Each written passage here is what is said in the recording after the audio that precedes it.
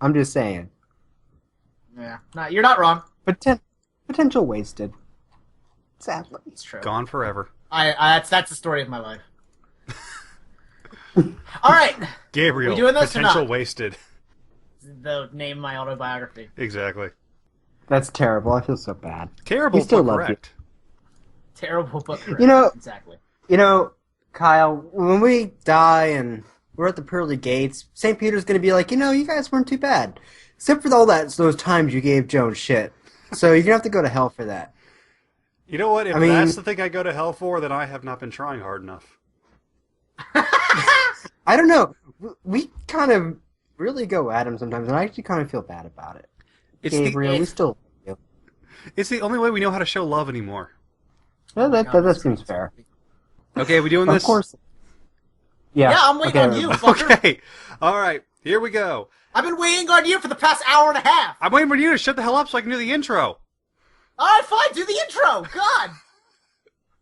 Hello and welcome to DeTooned Episode 2. My name is Kyle, and I am joined once again by my two favorite people in the whole wide room, Gabriel, a.k.a. Weebmaster Supreme, and Alex, a.k.a. Fuck I you. once killed a man in Reno just to watch him die. How you doing today, guys? Okay, Don't make first of that all, I my want to correct title. you right there, because I've never been to Reno. I would never dirty myself by going to Reno. All right? I already live in Vegas. I'm already living a life. Slow roast I don't know what on you're talking Reno. about. Just God. alienating our whole Reno audience. I'm sure Cut it's me- pretty like, intense. Nobody from Reno matters. I'm sorry. You don't. You're like My- not Las Vegas. Is Well, basically speaking of your whole demographics, I checked the demographics on my YouTube channel. I apparently have a disproportionate amount of fans in Denmark.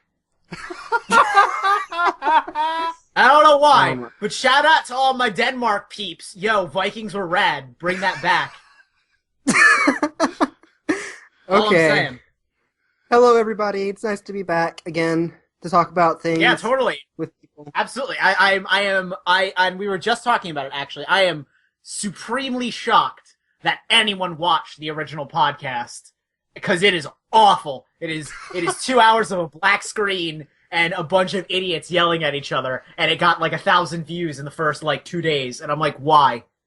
Now, welcome to part 2 of that. Yeah, welcome to Yeah. part 2 of that. Although I think we have less to yell about. I think most of the stuff on this docket's pretty positive. Oh, you just wait. You just wait. We will be getting to the yelling part. And I know It's that we had a true. lot It's of probably comments true. regarding the black screen, too, and I just wanted to say that this one should definitely have some more images, and we have plans to alleviate that in the future. So Yeah, we are it's being worked definitely on, working on it. Bear with it. but I'm it responsible is- for the the graphics, and I just literally moved across country a week ago, so I'm kind of still settling in and getting myself Which- situated. So Which, by the way, is the reason this podcast is coming a little bit late, but we are hoping to alleviate that very soon. Hopefully. yes, It Yeah, is absolutely. really hard So- to corral you two, though. I've lived in one place my entire life, and I'm just as hard to get on Skype. So, all right, let's do this. All right. Let's see. Alex, do you want to start out with this very first topic, since you're the one who kind of got the rest of us to watch it? okay. And Story because we time. could spend the entire podcast talking about this, But we're not, because we Yeah. have like 4 more things after this. it's true. Okay. Okay, so story time. So, I believe we brought this up in the last podcast. Sometimes, whenever I'm feeling particularly depressed or, angry or I just, life isn't going so good, I like to find something really awful to watch with Gabriel, because even if it's, something terrible to watch, I'll sit him down and I'll be like, I'll get more amusement out of watching him being angry about having to watch it or being angry at the show. So, It's true. because I remember when RWBY first came out, I watched the first episode and I thought it looked really stupid. Just the first episode, it looked like it was just going to be this really dumb, silly, overly anime thing, and it didn't look very interesting to me. So I was like, you know what? I know that the third season just concluded. I hear it's supposed to be kind of getting better, but I'm going to go ahead and watch it. And I drag Gabriel along for the ride. So it's like either it's going to be good, or I'm going to get to enjoy Gabriel just reaming into this thing. And not to So- interrupt, but I want to preface this with the statement that I had watched RWBY previously, and I had tapped out. So that's when, Right. at this time. So yeah, How far did you I've make it before you seen- tapped out? like the first 5 episodes. Okay. Like I didn't make it very far at all. Okay. Right. I didn't make it past the first episode the first time I tried watching it. I did see the trailers, and that's the thing that it looked like to me. It's like they got Monty Ohm to do the animation, and I was super stoked about that because I really like his animation style. It's very anime. It's very over the top. But it looked like everything else. All the non-combat animation looked very bad. The voice acting didn't sound very particularly impressive. It just wasn't my thing. So we sit down, we watch it, we get through the first 2 seasons, and by the end of it, I looked at Gabriel and I'm like, so neither one of us had any negative things to say about it. And he's just like, yeah, well, that happened. And then by that point, we actually went back and we got Kyle and our other friend Chris to come and watch the rest of it with us. So we're all caught up now. But it was like, we weren't expecting it to be that good. And by the end of it, I personally really enjoyed RWBY. Oh yeah, absolutely. By the end of season 3, I was way more on board. The big thing that turned me off originally was the Monty. Monty, obviously, rest in peace. Monty was a great animator and all that stuff. Yeah, exactly. He was good at what he did, which was, machinima. He was good at taking existing assets and using them in cool ways. When they started, with RWBY, they made their own models and stuff, and it was kind of wonky for a long time, actually. But then by the time you get to season 3, it actually starts to pull together into a really coherent and really impressive show. Even by, anime standards, which, Japan kind of just cranks out anime after anime, and this kind of stands out, even though it's not, made in Japan. Mm-hmm. It's really, I thought I was gonna hate it, but if you can, clench it out and just deal with the wonkiness of the first 2 seasons, season 3 is amazing. I would say it's mostly just the first season. By the time you get to the second season, it's mostly ironed out. In the first season, anyone who's not a main character or supporting character is just a big black silhouette. It's by season 2 they actually, even the background characters are people. Yeah, Vale is entirely populated by shadow people. Yeah, until season 2. Yeah. Which, again, I understand by season why, 3, because, it's like, did Monty do, the entire animation by himself, or did he have a small team at all? I believe he had a small team. Well, even with a small team, it was a lot of work. So it's impressive that they did upgrade. Right, absolutely. Mm-hmm. And you can tell that Rooster Teeth, which is, by the way, and anybody who doesn't know, RWBY is being made by Rooster Teeth, the same animation machinima studio that made the popular Red vs. Blue series, which if you don't know what that is, that's on you. But, so, there's definitely some chops behind it, but like I said, I kind of felt like there was a lot of wonkiness going into this project because it was transparently something they weren't really used to doing. Because it's not machinima, it's pure animation from scratch. And when you talk about season 3 there, I actually want to give kind of a shout out to season 3 in particular for having really one of the coolest tournaments I have ever seen in animation before. I absolutely loved that setup that they did for that. If you haven't seen season 3, there is a tournament set up between the students of the main school that the show takes place in and some rival countries. The way it's set up is that it's originally 4-on-4 battles with every school having a team representative or multiple representatives from that school. The winners then pick 2 members from those teams, so then it becomes a 2-on-2, and then finally a 1-on-1. And I love that bracket setup going from 4 to the 2 best to 1-on-1, the single best from both teams. Having that, how every match is randomized between who's fighting and what the terrain's going to be like. Like, the terrain breaks down, like maybe one half of the battlefield is mountains, now the other half is an ocean, or one half's a desert, the other half's a, urban area. Man, that was awesome. I kind of really wish we would have, I understand why the plot had to move forward beyond that, but I kind of wish it would have spent more time on just that tournament. I would honestly watch just that. Because you know what it is? It reminds me of the Triwizard thing from Harry Potter mixed with the tournament from Yu Yu Hakusho. Yu Yu Hakusho is exactly what I thought of, yeah. Exactly. Okay. It's bringing in cool characters for fight scenes and letting them just be there for an episode. Yeah. And it's really cool. It's just really cool. It's awesome. I agree. If they could have lingered on that would have been great, but I understand why they had to move forward. I'll say this. What really interested me about the whole tournament set, normally the tournament segments, they do them like in Dragon Ball Z all the time. They do them in, like you said, Yu Yu Hakusho, Pokemon. Mhm. It's a common anime trope thing, and that wasn't as interesting to me as what they did with it. Like how, like the villains of the show, who at that point, up to that point, had just been kind of in the background, not being very effectual, but the way that they used that with the rules of how the world they live in works and the history, like with all these different schools having at one time been at war with one another, the countries that host them rather were at war, and then the way they use the despair to draw in the grim to overrun the city. It was just you felt like there was actually a larger plan, and that it was actually connecting a bunch of different threads together. You don't see that very often. Normally, it's just an exhibition of everybody's different powers, but what was cool is that we'd already kind of gotten to see everybody's powers going in before we even got to that point. So, them actually turning the tournament segment into like a plot-driven device as opposed to just a way of facilitating. Yeah, exactly. I thought that was very well done. True. By the way, just for everybody who's listening to this, in case you didn't realize by now, spoilers.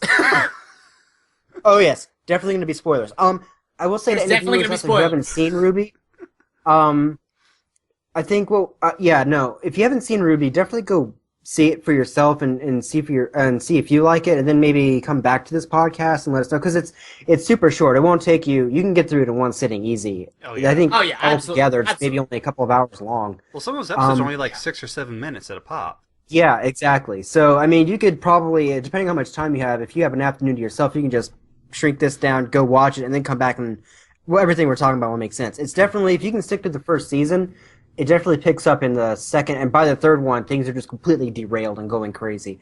But yeah, so going forward, we're going to be talking spoilers, so if you want to go see it for yourself fresh, definitely go click do on that it. right now. But, go. Yeah. Or again, just go down into the description here, and I have the time codes. You can just move on to the next topic. That's it. So you don't have to stop listening. Watch our podcast, but go see RWBY. Yes, shameless self-promotion. Okay, but spoiler territory. So I'm just gonna say this right up front. Mm-hmm. Pyrrha, why? Best girl. Best girl ate it. Best girl ate it so hard. I'm so mad. My Bay is dead. I should note that. I should note that Alex was honestly distraught best girl for died. days The best after girl that. died. Oh my God. The best ship died. Let me explain to you the tragedy that was Pyrrha Nico. All died to a fucking jobber. She was the Wonder Woman we're never gonna get. Okay, she's noble, she's caring, but she's flawed too, because I love how like they gave her this perfect flaw. It's just she's too good. She's so good at what she does. She's so popular. She's so just amazing that nobody really sees past what she is and how good of a fighter she is, and sees the person that she is and treats her like another individual. And that was just so well done. And then how it tied into her relationship with John. And then she died. Oh my God. That was cruel. Took an arrow to the heel. I'm going to say it again. Best girl's dead. Oh. Best ship is dead. Best everything is dead.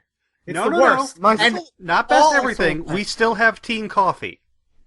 Team Coffee is rad. Team Coffee is off the fucking great, chain. but Team Coffee is gonna go on forever. Fucking Pyrrha gets fucking killed by goddamn Cinder the Jobber.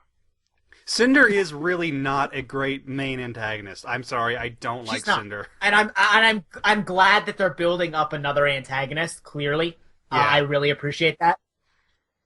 I agree. Cinder can't carry it. Her biggest problem. I got two big problems with Cinder. And I apologize. I believe that Jessica Nigri is the one that voices her. And I'll say this. Jessica Nigri is her voice actor. Mm-hmm. I absolutely love your cosplay. You are amazingly talented with the stuff you make, and it's just off the chain. Okay? I love it. Oh, absolutely. The voice acting for Cinder, however, I don't want to say that you don't have the ability to voice act. What I want to say is that I don't think that your voice, it just doesn't fit with what I would think Cinder's personality is. I Sound. mean, Yes. Cinder would need like a kind of an older, kind of deeper That's- voice for a female. And I don't- almost more sultry. Yes. Like that's sultry, what I think is the imagine. right word. Exactly. I feel like that's what they're going for with Cinder, but Jessica Negri's voice is just so smooth and kind of lyrical. It doesn't really have that sultry There's a kind disconnect. of more. There's a Yeah. disconnect. You You hear know the what? voice coming out of that character, and it doesn't like it. And it's throws- not just the voice. It's just not. It's not just the voice. It's the design too. Ruby's got a lot of really great designs for their characters. I feel like Cinder's are kind of going for more of a femme fatale, Mm-hmm. but. But I you know think what voice that would have worked just- really quick? Really, it just kind of occurred to me what voice would have been almost perfect for that. The same VA who did Lust for Full Metal Alchemist Brotherhood. Almost Yes. that voice. Who was that? I'm gonna look that up right now. Yeah, I can't remember who voiced her. But yeah, no, like I think that's what they were going for. You can definitely tell with her look and the way that she is voiced. I will say her voice gets better on as we go. Yes, The she first does couple get seasons, experience. it was definitely sketch. The third season it actually gets a lot better. Especially when she's giving that speech at the end, it gets a lot better. But I definitely feel like that. Laura Just- Bailey. Laura Bailey. Thank you, Gabe. Yes, thank you. But no, what I'm trying to say is, like, you know what they were going for with Cinder. They definitely go for that femme fatale, that lust type character. But there's just something about her that doesn't mesh properly. It's just Right. she doesn't seem. I can tell you what it is. It's when you listen to that voice, it's really hard to picture it actually coming out of that character's lips. I don't know about you guys, but every time I heard it, all I could really think of is there is a VA sitting in a booth in front of a microphone saying these words. Right. Yeah. No, it's and that's kind of that really No. sucks because I give props to Jessica Negri for stepping outside of her comfort zone and trying voice acting, but I don't think this was the character Yeah, for her. no, definitely want to stress this isn't like a Jessica Negri bashing thing. No, Oh, no, I'm a no, big no. fan of hers. And I would definitely agree with you, Kyle, that in like the first couple seasons, that's definitely an issue. Like with it sounding like it's in a booth, but to be fair, it's like an indie project. That's to be expected. I would say Sure. that she actually gets past that in the third season, but the problem still remains. Just her voice just doesn't seem to fit like the femme fatale type character they're going for. And more than that, I really feel like her design suffers quite a bit. She's got like this really slimmed down dress, and but you also get the sense she's a really powerful fighter. I don't know. I know that like a lot of the designs for the characters are quote unquote impractical, and I get that that's like it's style choice. Oh yeah. I just feel like there's Battle something skirts. about Cinder's look. Yeah, battle skirts. High five. And I'm totally cool with that. I mean, if this was like trying to be more realistic, I wouldn't be, but it's fine. Okay, it's like animated. There's nothing about Ruby that's trying to be realistic. Oh, there's No, nothing no. realistic about Ruby at all. And I'm cool with that. I Yeah. actually. Oh, go ahead. Sorry. Let him finish his thing about Cinder Yeah, real no. quick. Yeah. So yeah, sorry, it's just go, something go. about her appearance I just don't like. I mean, I can't even really put my finger on what it is. I just feel like that there's something sly about her that's missing. There's something that's So not particularly menacing about her. right, and I actually thought about this. I thought about this so much that I went to look up more information about Cinder, and she is, according to some of the makers of the show, she is kind of meant to be a sort of Cinderella XP in that, you know, every character is based off some fairy tale, which, by the way, is a really cool design element for the show. It is. That Cinder is meant to be is meant to be emblematic of Cinderella. Like whenever she walks, her shoes make this really distinctive glass sound, and that's Yeah, she's meant got like to the be ankles reflected. on the side that are glass. Yeah, no, I can definitely Yeah, see that. and it's all meant That's to it's all meant to be reflected in how her clothes are magic, and that's how she fights. Which is weird because we're also we talked about Team Coffee, and there's a character in that whose whole thing is fashion. Not that that's like a clashing aesthetic. It's just weird that Coco one character Adele. seems to be a little bit more. Yeah, Coco seemed to be a little Now- more well thought out than Cinder, Yeah. in my opinion. Coco. Can we just talk about Team Coffee for just 1 second, really quick? Team Coffee there's is something like I And want to bring how up. how, There's something I and want how to bring one up. member of Team Coffee is just fucking Illidan. Like I love it. It's great. Every single one of But them. it's just Velvet is hardcore, and she's just one member of the team, and like half the time they don't even need her. I just love like their whole dynamic. You know, you got the big guy, and I love that Takahashi's sword doesn't even transform into anything. It's just a big sword, Oh, yeah, he and just he has a uses giant people sword. over the head with. Yeah, like he just it's goes not a full gun. guns. Speaking of that, okay, so anyone who just hasn't watched RWBY, the thing about the show is that everyone has a weapon that transforms into another type of weapon, usually a gun, and it's impractical as hell and incredibly awesome. The thing Or with, like 5 different weapons. or 5, yeah. Like, The thing with Velvet in particular is they kind of built up what her weapon was, and we had no idea. All she was, she just carried around this camera with her. That was it, and we didn't know anything about her. Final you didn't episode. even know it was a camera. It was just a box. Yeah, she busted out, and what it turns out is this entire time when she's taking pictures of people, she's really photographing their weapons, and her camera can just make copies of their damn weapons, and it is the coolest thing. And if anyone else had tried that, it would have been called out as being the most OP piece of shit ever. But somehow, Velvet from Team Coffee makes it awesome.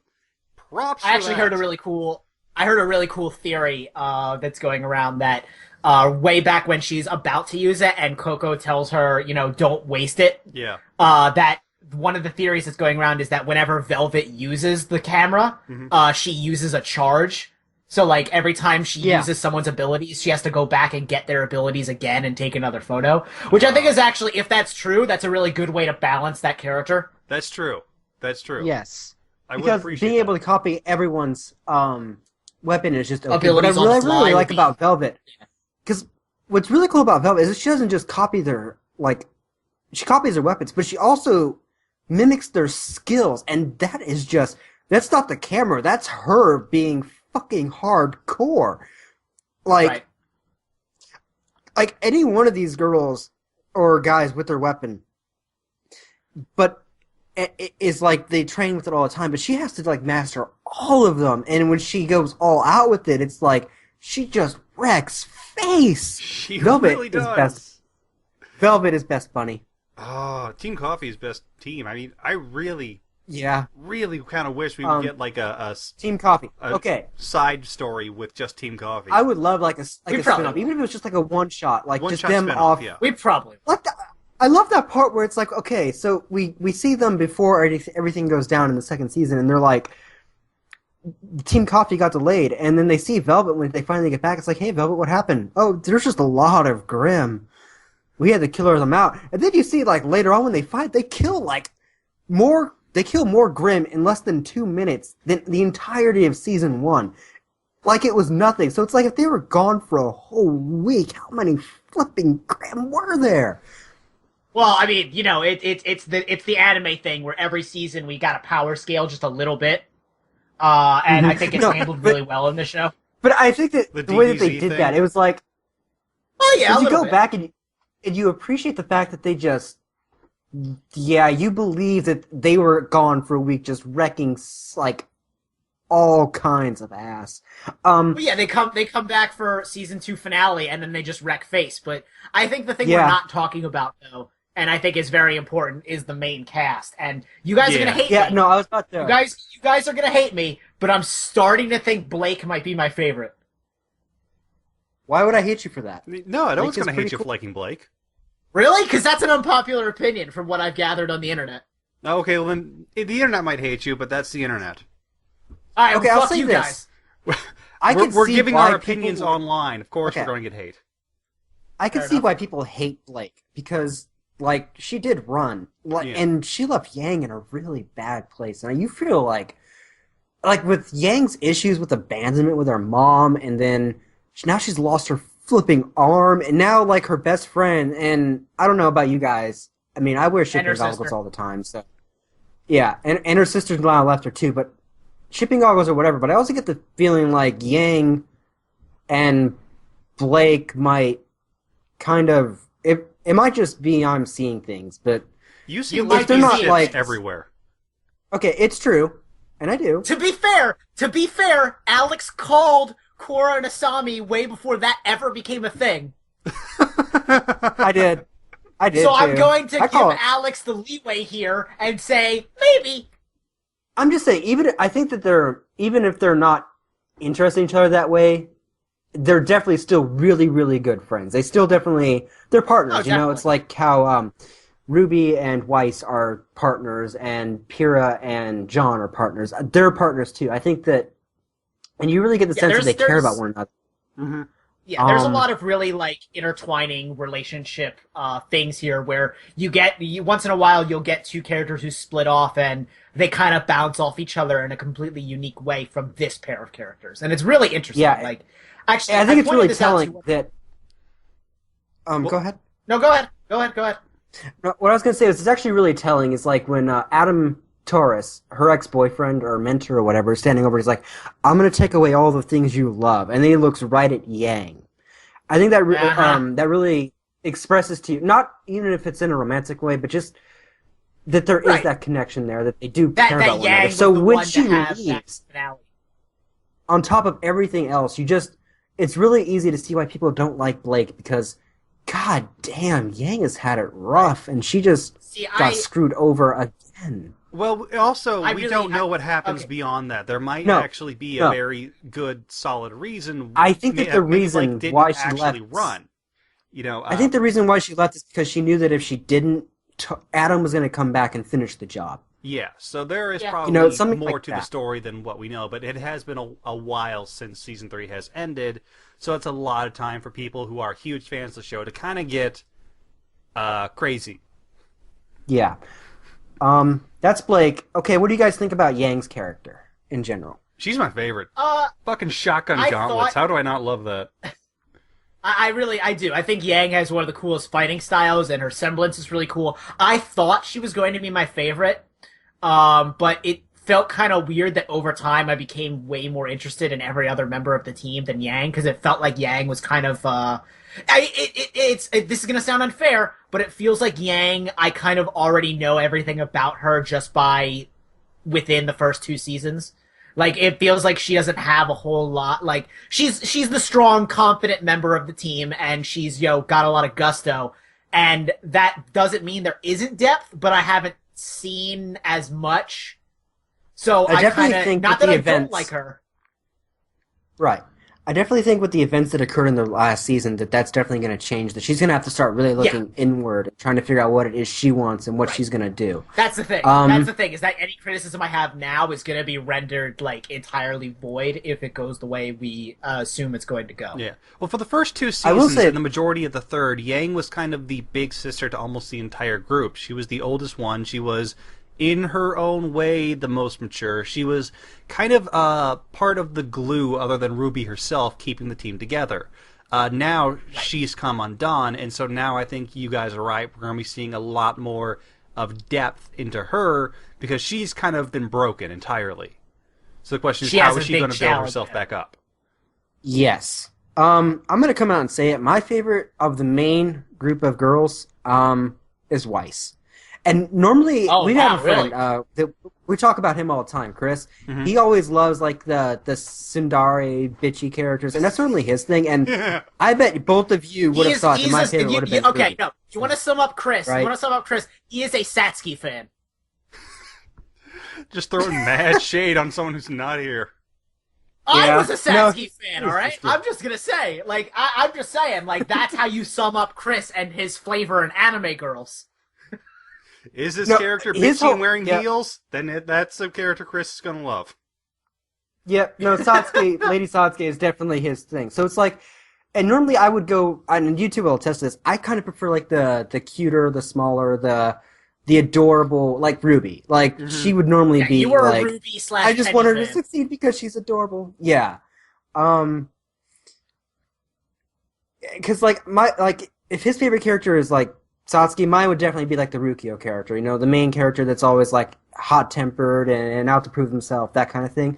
But in this particular show, I love Ruby. I love her a lot. But Weiss, I really feel like I connect more with her, just based on things that I've had to deal with in my life regarding, being a part of somebody else's legacy and trying to break free of that and be my own person and trying to achieve my own independence and loneliness, and poor Weiss. I really love Weiss, and you get like she's like that the quote unquote the preppy bitchy girl or whatever, but she's really not. She's also got a deeper layer to her that I really really like that they went that direction with her. They didn't make her just super popular, like because she's not popular. Like She's not she doesn't popular. have like her own clique of friends. She's a total Pyrrha's loner, popular. and yeah, no, Pyrrha's got the opposite problem, which is interesting too because she is the preppy girl that everybody loves, but is still lonely. Doesn't want Weiss to is be. the like right.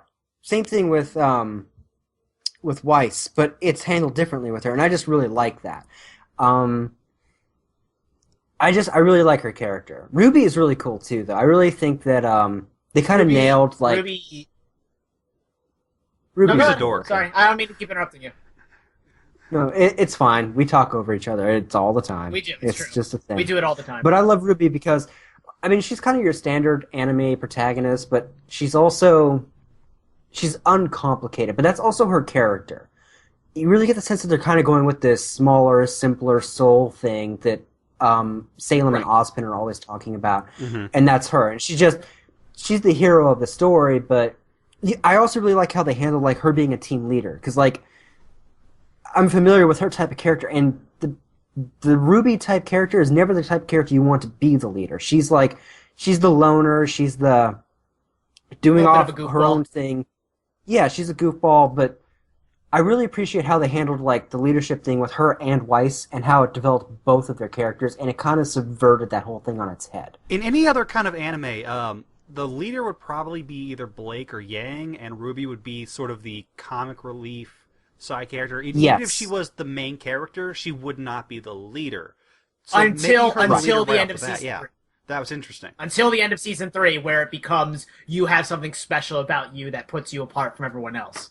Yeah, but that's kind of the main character of almost every anime, isn't it? That you have something special Well, exactly. about you. Well, that's the thing. I mean, think But about I it. You think- have this main four. Sorry, I don't mean to keep interrupting, but It's fine, go ahead. have this main group of 4, and they all kind of have roughly the same skill level. And you need one who you want to push as your main protagonist. I mean, they're all protagonists, but you want to put one above the other. You have to give her something that sets her apart, and we kind of see that at the finale of season 3. We gotta push Ruby for SummerSlam. You gotta push Ruby for SummerSlam. We were pushing Pyrrha, and then she ate it. They totally were too. Like in any other story, Pyrrha would have been the protagonist, almost. Yeah, that's and you true. feel like I will agree with that. Yeah. Speaking of which, I want to turn our heads around for a second. We talked about Team Coffee. They're kind of like they're off. They're not really a major part of the thing, but they're fun to talk about. Just because I feel like they're kind of like the derpy of this like show because like you can kind of make up your own stories about them just because we never get to see them, and that's what makes them kind of fun. And then you got the main cast, RWBY. My favorite team though is flipping Team Here we Juniper. go. I love Yeah. the idea behind them. Like how each of them is based on a mythological or historical figure that was like known for cross-dressing. So they're all gender bent. Like Nora is a gender bent Thor, and John Which is is a really gender bent smart. Joan of Arc. Mm-hmm. Pyrrha is Achilles, and Ren is Mulan. That whole concept was really cool. I really to the liked it. point where Pyrrha's character arc is literally Achilles. Like almost letter for letter. Yeah. I thought you were going to say to the point where John actually wore a dress. John That was did wear a fun, dress. That happened. That happened. That was But season 1. I really kids. like their whole team. Like, I feel like, as much as I love the RWBY girls, I almost feel like that they would be like the Team Juniper could have been its own. They would have done just fine as the protagonist group because, like, you have like John is like the most anime character ever. He's like the most anime protagonist. He's like, John is John delightful. reminds me of a less competent what's his name from fucking Attack on Titan, the main character. oh, Aaron Yeager, Yeah, he's Yeah. a less competent Yeah. Aaron. and less, Less angry. angry. I That's wouldn't fucked say up. that he's that. I think what John's thing is that he's the protagonist. It's like he's completely useless. He's not good in a fight. He's got to reach into himself and find his inner strength. And you've seen that a billion times. But like, I don't know. There's something about him that's just so endearing, and his whole relationship with Kira and his teammates, and it's just the way that they all interconnect with one another and they all work, and like you really get the sense that this team is like a lot of the Huntresses. If you ever watch like the behind the world of remnants videos that they do, like that show like the lore and stuff. A lot of times, what these Huntresses do, and hunters and huntresses that they do is they after they graduate, they kind of go off and some of them do their own thing. You see that with Crow. Like he's off always doing missions by himself. You get the sense that Juniper would be that team that would probably stick together like forever, just because they're so solid together, and they're tight. like They're tight as. yeah, and that's like the thing. You see that at the end of season 3 when all the teams break up. Team Juniper stays together For the most part, yeah. It's kind of well, it kind only of comes because half they're Team meant to Juniper stay. and half Team RWBY, kind of Juby. Well, Wait, it's no, literally it's- all of Team Juniper, except they're missing Pyrrha and it's replaced by Ruby. It's like, but Yeah, only because right. Pyrrha's dead. Like, if Pyrrha wasn't dead, they would still be together. Oh yeah. You know what that means? That means they need they need a new team name. Actually, what I actually had an idea on that. What I was thinking was they're probably going to do is they're going to bring Penny back. No, think about this. They're going to bring Penny back because her I first really name do starts love- with a P too. So it would you could keep the same name. That's probably what's going You to don't happen. have to change the name. Penny was a robot girl. For everyone who doesn't know, She ain't combat I ready like no Penny. more. dude, You she's shut gonna your be combat ready. We're gonna get Penny 2.0. Watch. See, that's why I'm not really too sad when a robot dies. Like with the Geth and Mass Effect. Like, well, we can just remake that same robot, so Yeah. it's fine. It's funny. It's funny. There was something I was showing Alex the other day where a robot dies, and there's actually like an entire inbuilt plot thing in that thing about why killing a robot is actually horrible. But I'm not going to talk about that. What I am going to talk about though is that if they do bring back Penny, the thing that everyone says is even if they bring back Penny, it's not going to be the same Penny. I think if you bring back Penny and you put her in the exact same situation where she met Ruby, it's going to be the same Penny. Just because that was how Penny identified herself. Penny got an identity and learned about herself through her friendship with Ruby. Mm-hmm. And I think that'll be really cool to see again. And I don't think it's a matter of if. I think it's just a matter of when they decide to bring Penny back. Yeah. I definitely think that they're going to bring Penny back. I think what will happen is, and this is what I think they're going to do is that they're going to, because she generates her own aura, which means that she has her own soul. If I had to guess, I would say that Penny probably has to get that from an outside source, probably her father, which means it's going to probably involve some kind of sacrifice from somebody. I think what would be really interesting is if they found if somehow, because they did the transfer thing with Amber to Pyrrha, trying to transfer her essence, her Oh, right. Yeah. what's it? Yeah. To true. Pyrrha, and then when Pyrrha dies, you see a flash of orange light. So I think it would be interesting if they found a way to maybe Put Pyrrha draw and, on that make- or a Yeah. fragment Maybe. of her. I Maybe. think that could be an interesting route, depending on how it was handled. That'd be kind of 'Cause- cool. Yeah, you see what I'm saying? Yeah, it no, I won't be understand, bringing yeah. Pyrrha back, but it'll be bringing back. It'll be like this whole. Because if you listen to the way Pyrrha and Penny talk, Pyrrha's all about I want to be the one who saves the world, and Penny's like, I was designed to save the world. So they kind of have this similar thread going on, and it's subtle, but it's there. I could definitely Right. see them pulling on that and taking it somewhere, and it could be interesting. Whether or not that's the route they'll actually go, who knows? Like I said, it could just be as simple as her father ends up sacrificing what's left of his aura to give her life one last time, but whether or not that happens, we'll have to see. Well, Yeah, that's we will have to kind of the whole state of RWBY right now. Whatever happens, we're gonna have to wait and see. It is left on a very precarious point, and we're kind of left to wait until they put out season 4, which I'm totally looking forward to. And if any of that yes. sounds cool to you, check it out. Yes. Definitely. Also, before we conclude this segment of the podcast, I just want to say, Weiss and RWBY, OTP forever. God There. damn I it! got it out of my system. I can't help it. Ah, They're nerd. just cute. Ship all They're the so things. cute together. My ship Not is all the dead. things. Only one half I your ship know. is dead. You still have half a ship. Fucking shit. Gabriel, they're gone. Ah! I have to hold on to what's left. There's not much Ah. left. Come on. I hope no one shipped Pyrrha and Penny. That Torture. was a little funny, but That Oh wouldn't man. even work. She's a magnet and she's metal. That would be really weird. They do say opposites No, attract. That's not opposites. That's well, We're moving on. yeah. Moving on. Okay, if you haven't seen RWBY, go watch RWBY, and it's great. Watch And if RWBY, you have seen it, who's your favorite character? watch Who's your again. favorite team? Let us know down in the comments. We definitely want to hear what you guys have to say. Oh yeah, absolutely. Yeah. And Rip- now rip on to me something that I don't care about.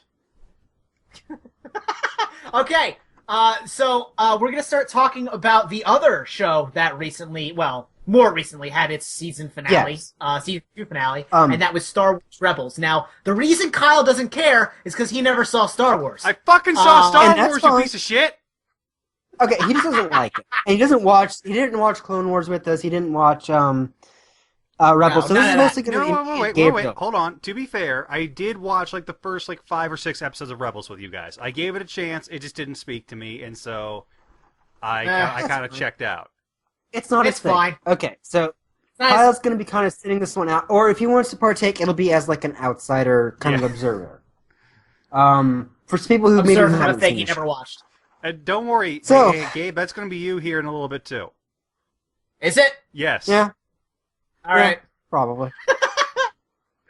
Okay, But so yeah, you go ahead. Go ahead. You start us off. no, I started us off last time. You started us off this time. Okay, fair enough. Okay, so season 2 of Rebels closed on probably the biggest showdown that everyone has been waiting for this entire time, which was Ahsoka and Vader facing off in the Sith Temple on Malachor, which, by the way, fucking Knights of the Old Republic name drops all over the place in this episode. And also, we saw the return of one of the big antagonists from both the Clone Wars and a fan favorite, Darth Maul.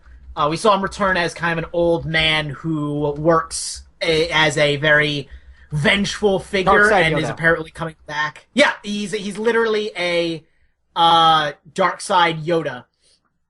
And he kind of has this whole, small arc where he tries to bring Ezra under his tutelage, which is actually really cool. There's a lot of moments where, like, there's a moment where they repeat the whole gag with Luke in Empire Strikes Back, where he can't move the ship, and Yoda responds, size matters not.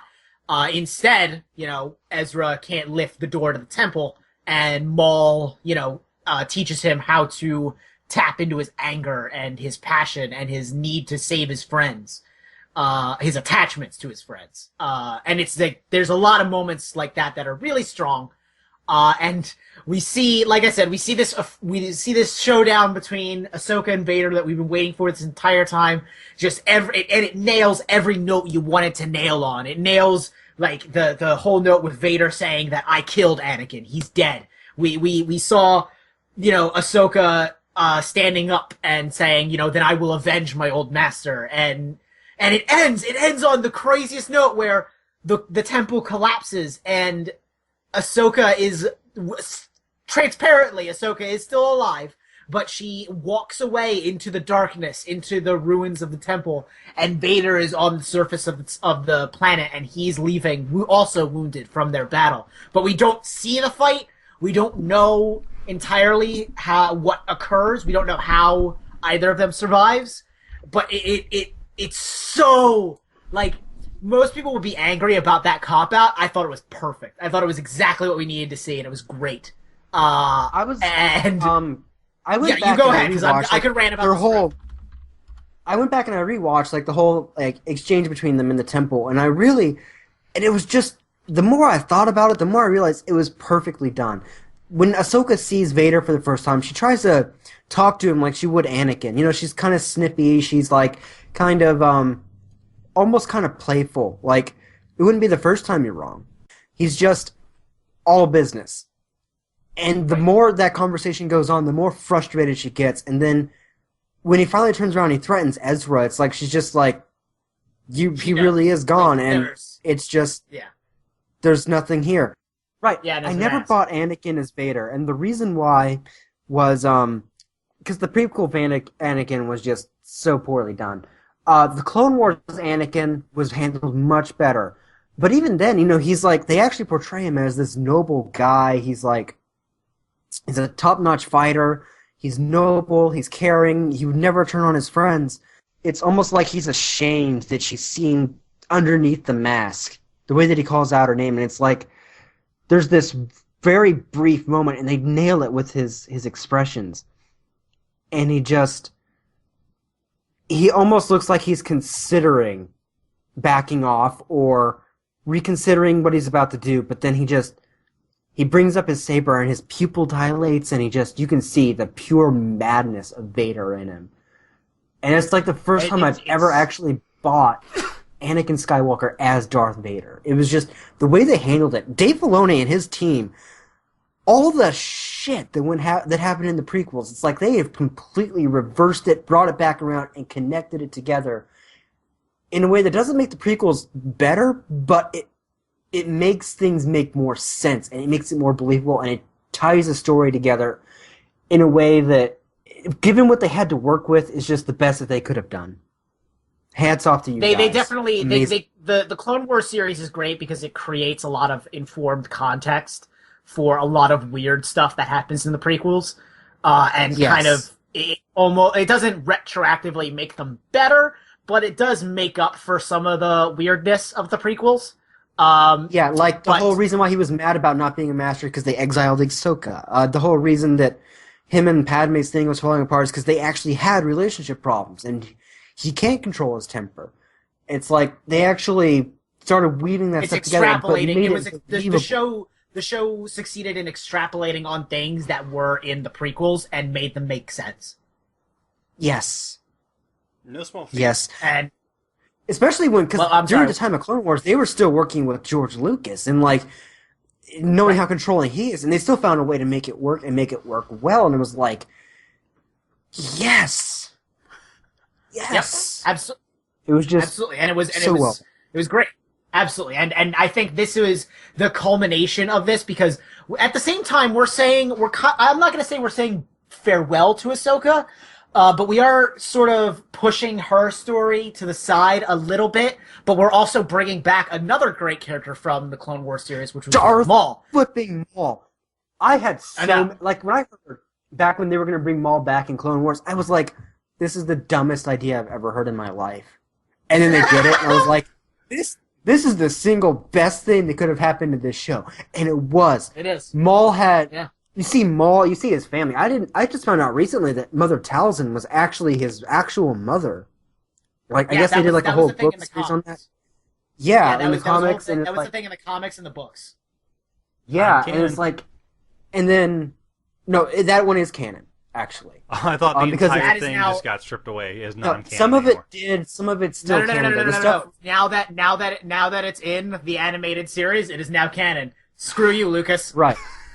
Those are basically the ones about Ventress and Maul were just continuations of the show, and those are definitely considered part of the canon now. Yep. That's the slippery slope you make. You put Malachor in the show, now Malakor's canon. Fucking Malachor, man. KOTOR 2 is canon, yes. And then you cannot convince me that the holocron... Canon.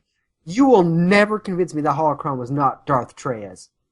Darth... everyone... the internet is on your side with that, where everyone's, jumping on that and saying... I like the way that Filoni's handling it, too. Yeah. It's like, I'm not saying it's Trey. I'm not saying any of that stuff connects, but, you guys just draw conclusions. I'm not saying it was the Sith, but it was the Sith. Well, obviously it was the Sith, but yes, that whole thing was definitely the callback to and we've had multiple callbacks to the Old Republic in this season, and it's been great. And actually going to Malachor, of all the planets they could have gone to, that's definitely the one. Shout out to Force Awakens. Oh yeah, with Kanan's planet, because I don't know if people watching this know this, but or Force Awakens, the guy that voices Maul is the guy that voiced Starkiller, and Starkiller blinded Rom, and this time it's Maul blinded. That was just... I really appreciate that nobody It's like poetry, it rhymes. I will fucking bite you in the face. I will gnaw off your eyeballs. I am not even kidding. But it But is really cool. It is really cool. no, it was cool that they did that, and I really appreciate that the way it ends. Nobody comes out of that fight unscathed. Not Maul, not Kanan, not Ezra, not Ahsoka, and not even Vader. Like everybody walked away from that fight, like having gone through it. Hey, can we talk about the fact that all the Inquisitors are now dead? Can we talk about all the fact ones that we know, not all of them. I No, refuse but, like, to believe all of the Inquisitors are dead. no, they're not all dead, obviously, but Filoni even came out and said that order is pretty much done. Their Grandmaster's dead. Like we know that there were at least 8, their best and now agents are dead. it's at least half dead. Like they had at Yeah. least 8 agents, and now 4 of them are gone. That order is, if it's not, it's pretty close. I fucking love that Maul is the one that destroyed like half of it too. He's like he just came in and did in like 5 minutes what Well, like, the imagine entire it's- the rebels couldn't handle. It's baby like wannabe Sith versus actual Sith. Like You know what I the am not best thing at I all love surprised that it's cool. was they all have those spinny fancy lightsabers, but Maul just has like a The regular. fucking Sith copters. I know, right? But my favorite part about that was so stupid. But the thing that I liked was that That was Maul stupid. didn't need It sounds the stupid. spinny thing, his saber.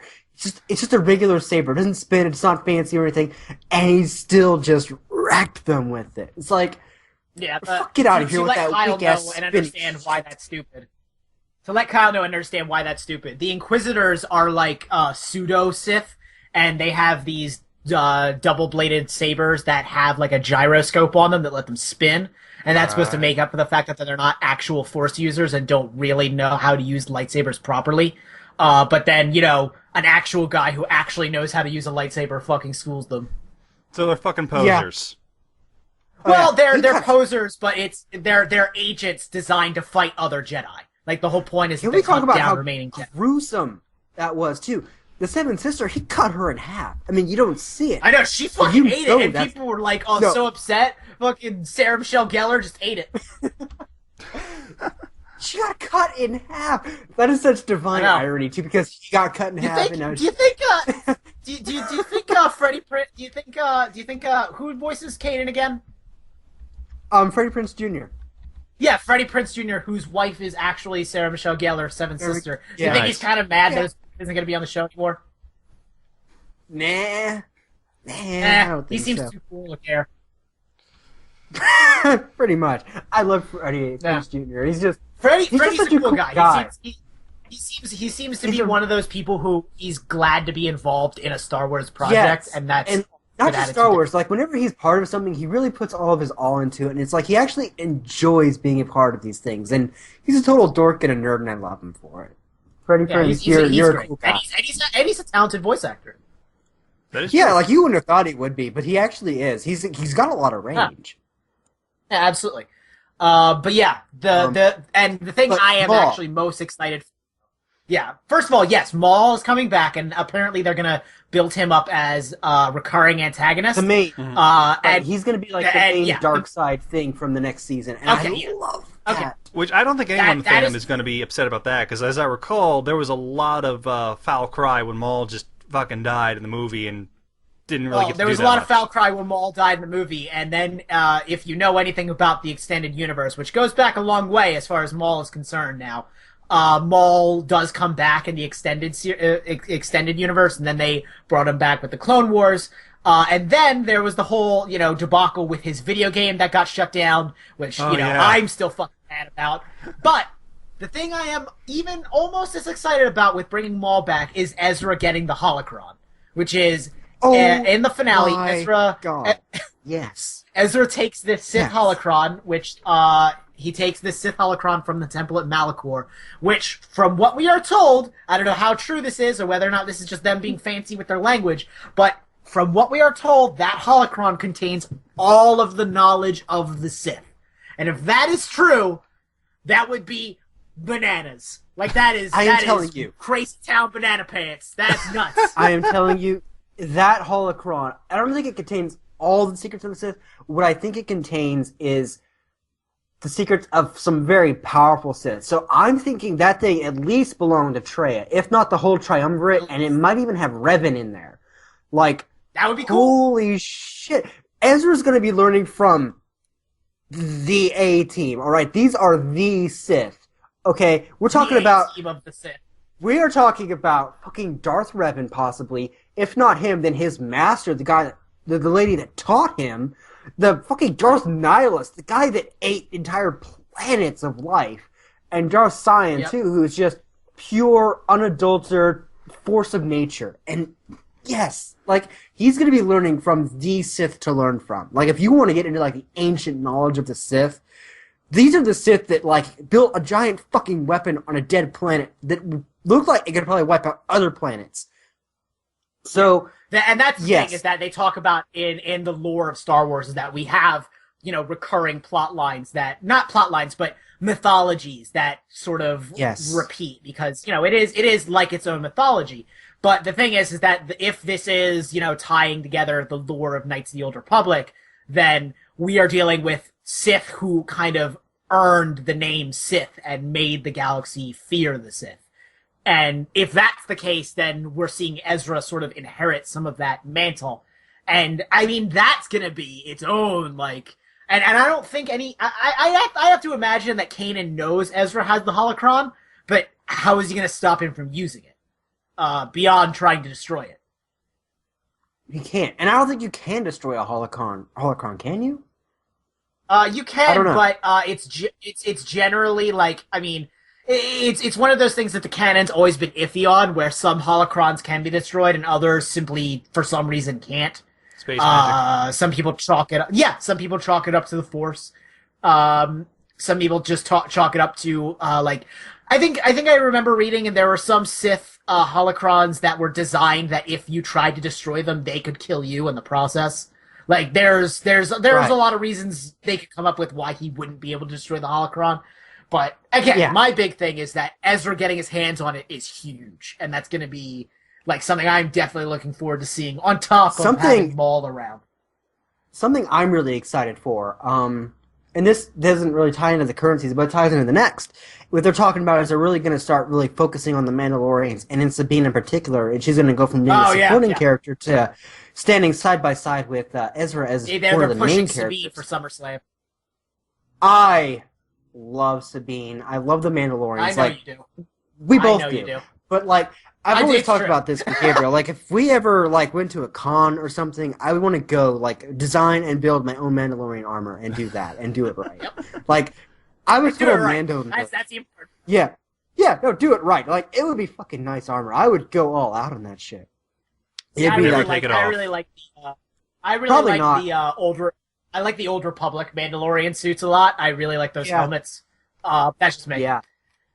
Being able to focus on Sabine, because Mandalore was a huge arc, like, in the, in Clone Wars, and because it ended early, we never really got to see the actual siege of Mandalore, see how things ended there, but we're kind of getting the continuation of that with Sabine's story and the fact that she's from House Vizsla, and I just want to... I'm really glad that they're going to focus on her story and the Mandalorians again. They're going to start bringing that back into it. I would love to see the Mandalorians, like, join the rebellion. Like, how flipping rad would that be? Mm-hmm. Just, I wonder... I really gotta wonder, because we did see bits of Sabine's backstory getting talked about with, oh god, what was her name?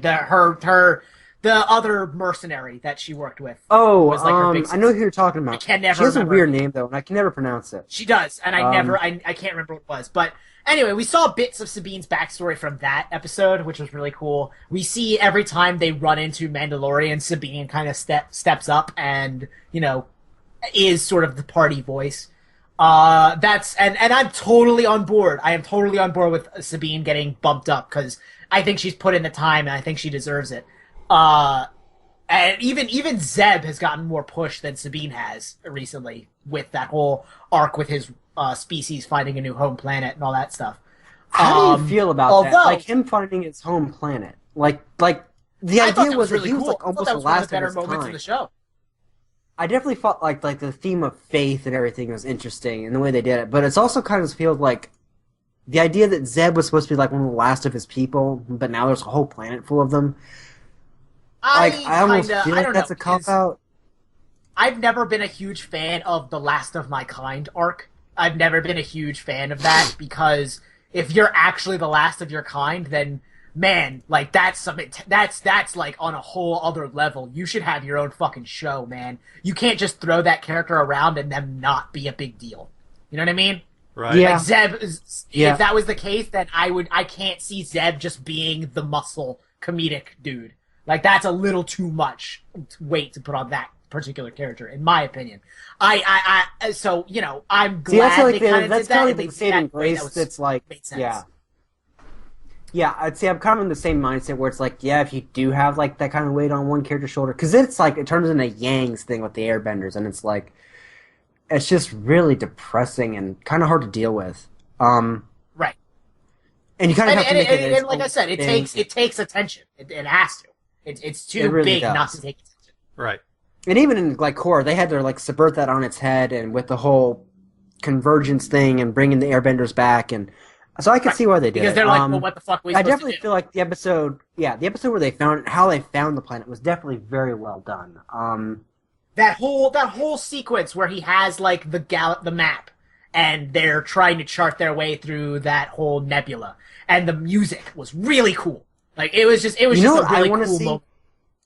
It was. You know what I kind of want to see, though, is how the relationship between Hera and Kanan is going to change. I think we need more Hera in everything. There needs to be. I think we need more Hera in everything, too. For everything, forever. Hera is love and Hera is life. Hera is like she's just flipping awesome. I love her character. I just love her in general. Fuck you, JJ. Everything about her. We need more Twi'leks. It's true. We do. Son of a bitch. Like, flipping Rogue One. We couldn't get one Twi'lek woman in there. Not one. This is why we keep Gabe around. Hear him Not scream. even one! God damn it! But yeah, no, Hera's pretty great.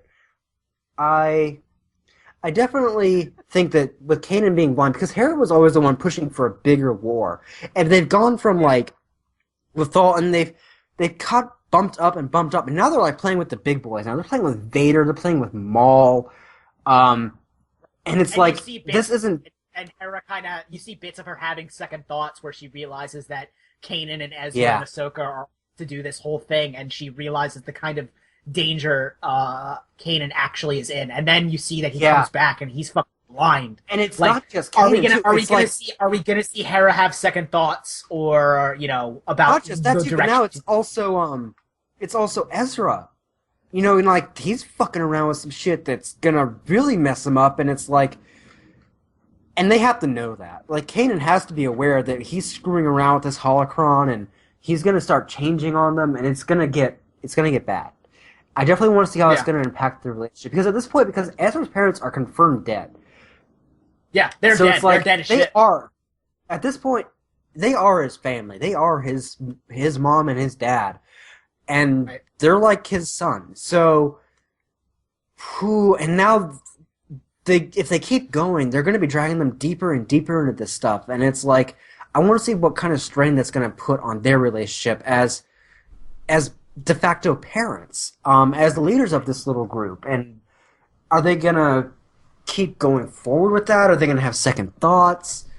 I definitely want to see how that progresses. Absolutely.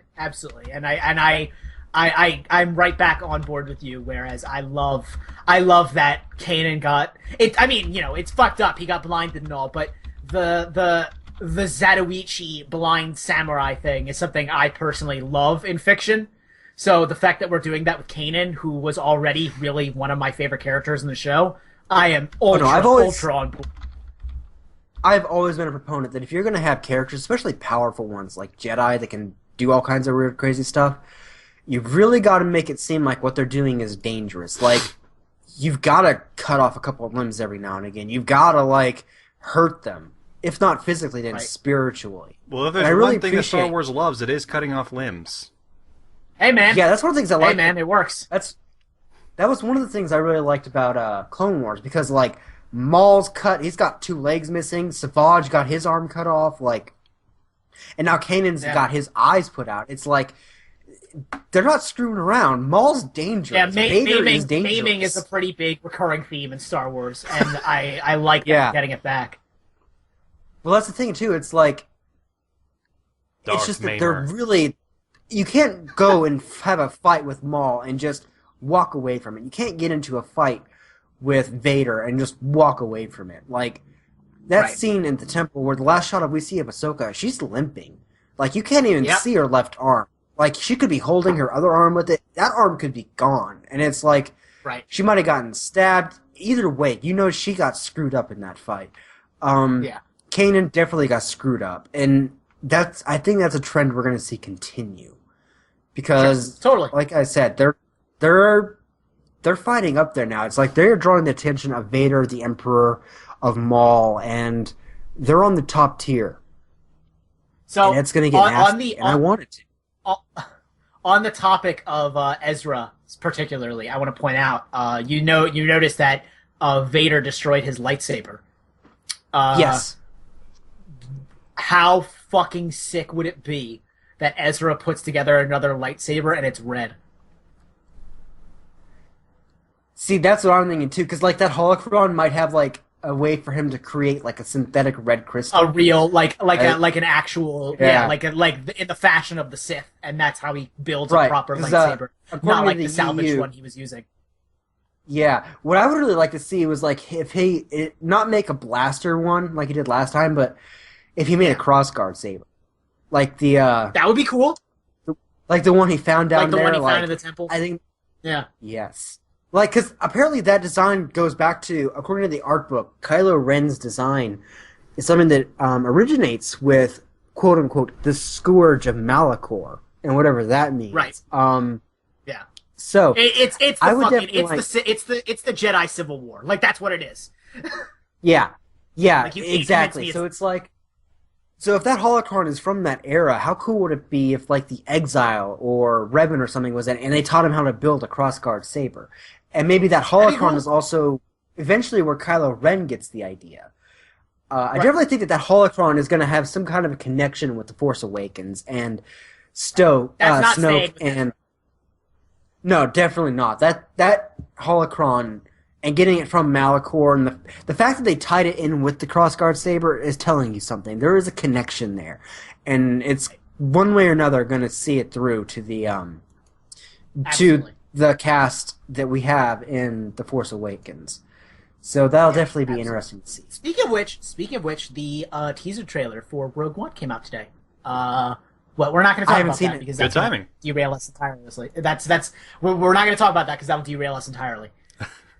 Yeah, I think that's enough for Star Wars Rebels. It's actually the first. I've actually enjoyed the show. I know you have too. I'm really looking forward to season 3 now that we've got Oh, like, absolutely. flipping Maul and Vader and Oh, I am wanna see hyped up go as from hell. here. Yeah, Yeah. definitely. Absolutely. Oh. Absolutely.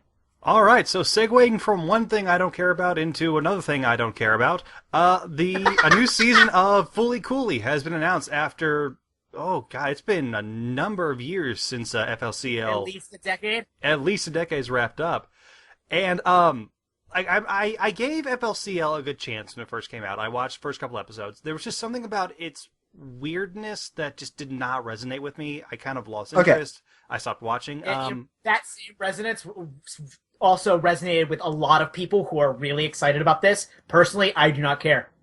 I don't think there's See, Alex. I mean, Here's the thing.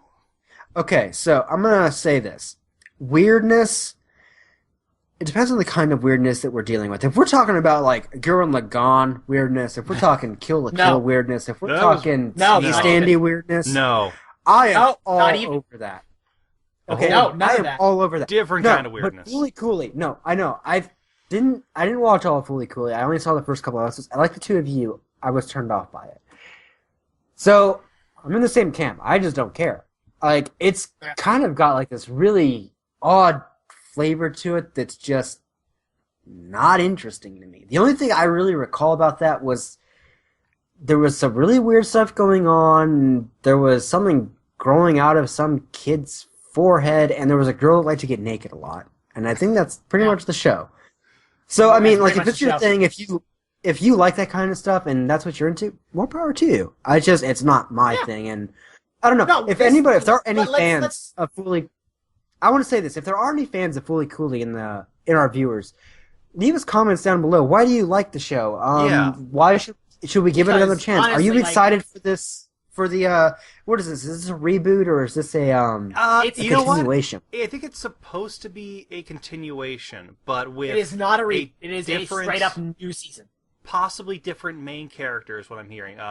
Here's the thing. From what I understand about Fully Cooley and hearing other people talk about it, Fully Cooley wrapped up a lot in the same way that Gravity Falls wrapped up. It was its own self-contained story. It began. It had its ending, and everything that needed to be done was done. So that's why there is some reservation even among fans about continuing that, because it'd be like if 10 years down the line, Gravity Falls Season 3 started. Thing is, Right. you kind of want it, but do you really want it? Okay, I'm going to counter-argue that right away. Mhm. If they said tomorrow they were coming out with a new season of Gargoyles, I would lose my shit. I would be so happy. Well, yeah, but I would. Gargoyles Okay. didn't really end. Like, it didn't really have a... I know. Well, I don't know if Fully A full Cooley had thing. an end either. My point is like it depends on the No, show, it Fully depends Cooley on your had an end. audience. Yeah, Fully Cooley, like I Did said, it? like Gravity Falls, it ended. It had its conclusion. It was designed to have a set number of episodes and a set number of start to finish. It was planned. I don't So, know. like, Like I this said, is I don't weird. have a stake in this fight, and I know neither one of you do either. So No, but I just Not wanna- really. Yeah, I don't. Let um, me make something clear. Let me make something really clear for everybody listening to this. This is not like a Fully Cooley bashing thing. No. I just think none of us really were ultra compelled by the show. So this getting a new season isn't super It's kind of okay. You're doing it, but why? yeah, It's honestly, still, we just just worth want to seems hear very your strange. it's thoughts. still worth talking about, because this is kind of a big Yeah, it is deal. worth talking about, but it is strange. It is very strange. It is strange that they are coming out with a new season so far down the line. That almost never happens. Mm-hmm. Yeah. Almost ever. It'd be like if they came out with a new season of Firefly, except that one didn't really. A lot of people Imagine want that. that. A lot Never of people gonna really happen. want that. A lot of people will Never gonna always happen, but a want lot of that, and people are never gonna get it. Yeah, it was just sad. Poor Firefly fans. but- My point is like if there are fans of the show out there that want to see the new season, because I don't know anything about Fully Cooley, I don't know anything about the new season. I don't even know if it's a reboot or not. Like I had to ask. Yeah. So tell us your thoughts. Let us know what you think. We might get together, and if there's a compelling enough reason for it, maybe we'll actually sit down and watch it sometime. I don't know, but as it stands, it's just never I never- interested me. I know it's never interested you guys. It's No. just it's its own weird little thing, and now they're doing a new one. I kind of want to see why they're. Because like the thing, I don't know anything about the show, the original one, so it's like I don't know what would necessitate them having the. Why they would need to do a new one if there's a I'm not reason sure. to. Right. Maybe Like A I show said, like it's Gargoyles very definitely backwards. needs. Yeah, a show like Gargoyle needs another season because it's like, or Firefly, because they did kind of end prematurely. You know, there's a lot of threads Sure. that didn't get tied together, and Sure. it's Well, I think just it's being I don't know if worked that's on the by, case. by big fans of the original, so I think it's kind of like a passion project at this point. Oh well, that Well, hey. that tells you everything. I think. I might be wrong about that, but that's what I've heard. If that's the case, then that tells you everything you need to know. Well, here's the thing, though. When it does come out, the worst possible thing would be if it was just okay. When this does come out, it either needs to be the greatest thing Fully Cooley has ever done, or it needs to be absolute garbage. It No, cannot I'm be gonna tell you- just okay. I tell you what it needs. It needs to justify itself. It That's does. true. And by that I I will mean agree that with that. it needs to have a reason for me, because I hate when they do sequels. I hate when they do stuff where it's like, because whenever you do a sequel, you could always do one, and there's never a reason not to do it, but they always do it they do it in reverse. It's like, we need a sequel, so let's put something together, where it should be like, there's another story to be told here, let's tell it. Right. You see what I'm saying? I mean, Yeah. there I are was- times where you shouldn't do sequels, sure. Most of the time you can Sure. find a story to tell in there, because I'm always of the opinion that characters can always continue to grow from where they're at. They can always face new Yeah. challenges, and that's like life. Life doesn't have a set beginning or end. You live, you die, but like people around you keep going on, and it just there's always another story to tell. But because they always do it in reverse, they try and inorganically make up a story as opposed to tell one that Mm-hmm. flows from one to the next. there's always a problem with that. And that's the thing is, like, most sequels can't justify themselves. So, like, especially doing this so much later, I feel like it needs to be able to justify itself. And Like I said, I don't know anything about the show. You have to ramp it up. It can't be, if it's the sequel, it has to be higher stakes, bigger everything. And it comes to a point where, what if you just can't See, do that? I disagree with that. I think that a lot's the mistake that a lot of sequels make. And I think that the way if you're going to make a sequel, and you'll see this looking at some of the best sequels that have been made, it's not so much ramping up the costs, it's taking what the hero learned and had to deal with in the first adventure and finding a way to either subvert it or find a way to maybe turn it on its head or add something new to it going forward, where it's continuing the growth or it's growing in a new way and maybe facing the consequences of what happened the first time. Mm-hmm. Right.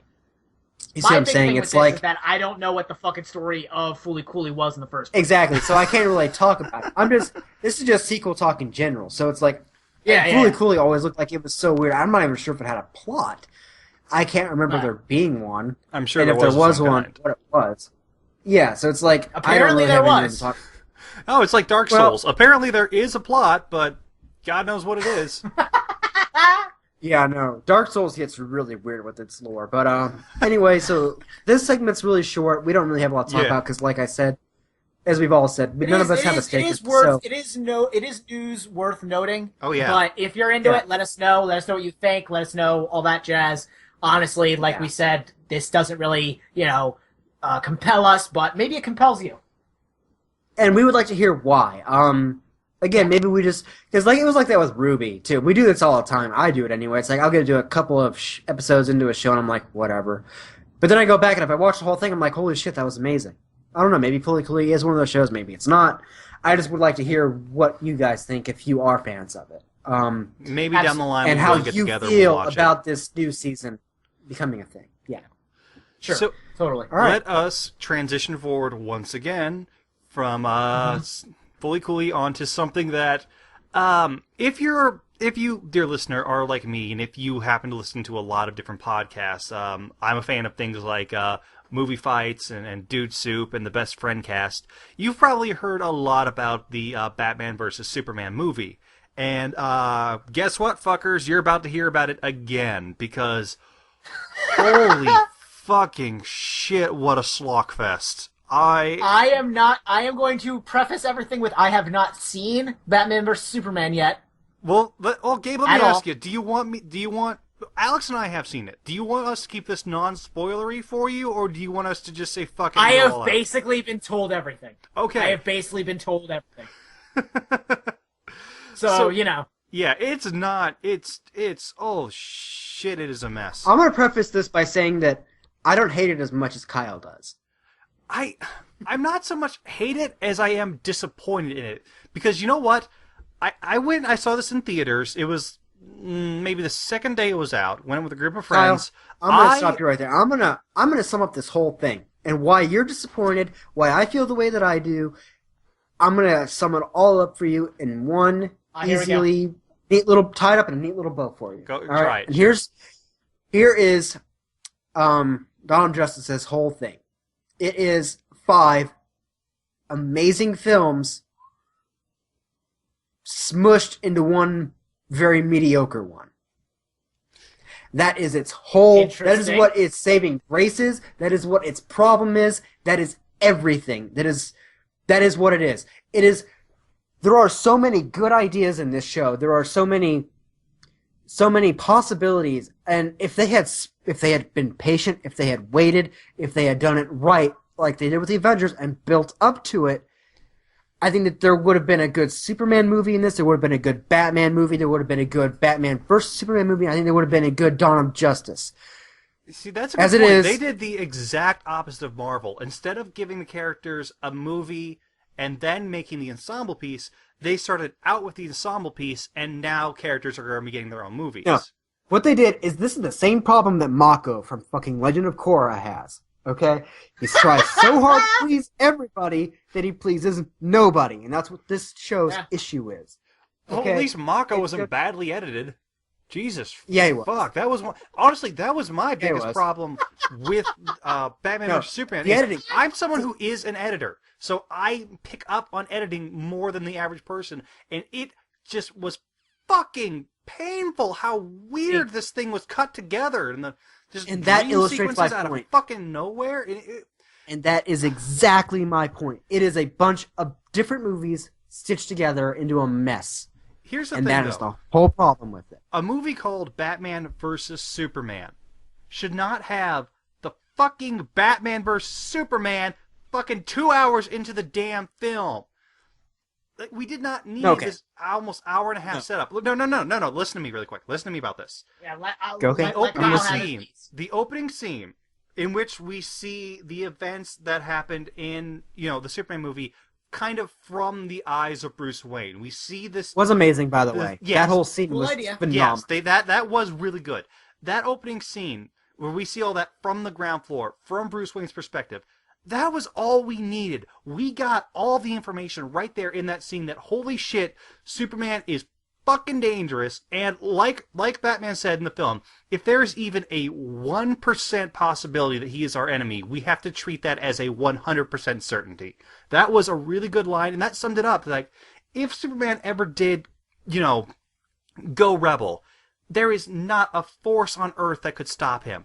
He has And to here's be the other taken thing, too. down now. We have the information. We don't need this entire, hour and 45 minutes or however long it was afterwards, setting up, 15-minute fight, done, and then we still And here's have the other another thing. hour movie left to go.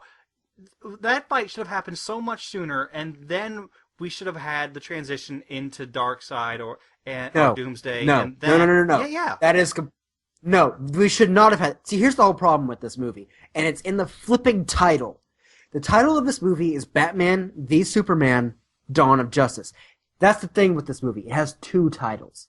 It is trying to do two different things. It is trying to tell you a Batman versus Superman story, and it is trying to get the Justice League together. And that is its whole problem. Is if they had taken out the Justice League stuff, if they had taken out the Darkseid stuff, okay, those scenes that are the dream sequences of Earth becoming, taken over by Darkseid and Apocalypse didn't belong in this movie. The whole Doomsday fight did not belong in this movie. Wonder Woman, and I love Wonder Woman in this movie, okay? Wonder Woman, they're actually doing her right, and Gal Gadot is actually impressing me. But she did not belong in this movie, okay? I'm not going this to believe movie, that until I see it. the whole crux of this movie should have been about what happened in Metropolis and Man of Steel, Batman getting pissed off about it, and Superman dealing with the aftermath, like with the Senator. And maybe you have Lex in the background getting into some stuff, but there shouldn't have been an antagonist. If there was an antagonist to be had, it should have been Batman. Okay? It should have been... Because that's the thing about Batman, is he is completely unhinged at this point. Even Alfred points out, you're not doing this like a good guy anymore. You are going out there and you are fucking people up bad. You're cruel. And that's the whole thing, is this Batman is... He's as bad as the people he's fighting. I actually like that about nuts, this Batman. yeah. Yeah, Batman he's completely has nuts. You're not even, snapped. I get the feeling you're not even supposed to agree with this Batman anymore. It's he is just so far gone and so pissed off and angry and unable to control his rage. And it's great. And that's why he would have been great as the villain. He's also Lex in the not wrong, background though. pulling That's the string. thing. He's also not wrong about here's- Superman. Well, he's not wrong either, but he's not right. I No. mean, that's the whole thing. It's that's the whole beauty of what this fight could have been. You have Superman's ideology, you have Batman's ideology, you have these two people coming from two different worlds, from two different odds of the spectrum, and they're clashing. And what should have happened is it should have been Lex in the background pulling strings. He should have been working with Bruce Wayne. His role in the movie should have been we're going to rebuild Metropolis, we're going to do it better. And he should have been look, I am developing weapons research because I don't trust this guy, and I know you don't either. He shouldn't have kidnapped his mom. Maybe he could have, but that's the thing, is I hate when they do that, when they have two people going at one another, and one of them's not into it. They should have done, it should have been based around their ideals and who they were, and not Lex strong-arming him. I think it would have been much more effective if Lex figured out that Bruce was Batman, and he was you gotta be humanity's champion here, and you gotta go out and you gotta stop this guy from wrecking Gotham the way he just wrecked my town. I think that could have been done so well, but they didn't. What they did was they had to cram in Doomsday in there, and they had to smash in all this other stuff. So the Superman v Batman becomes like a side story in this whole thing. And then the Superman's other kind of story, a side story in his own movie in a way. he's not even a character in his own movie. He's just there, and events are happening around him, and he's not even able to do anything about it. And you could have made like something about that, like this alien, and he is kind of almost helpless in the fact that he can't save everyone. And as Gabriel's gone on at length, is like that's like the beauty of his character, is that he's this guy that wants to save everybody, but he can't, and he has to wrestle with that, but he can't because there's just not enough time with this movie that didn't give it the.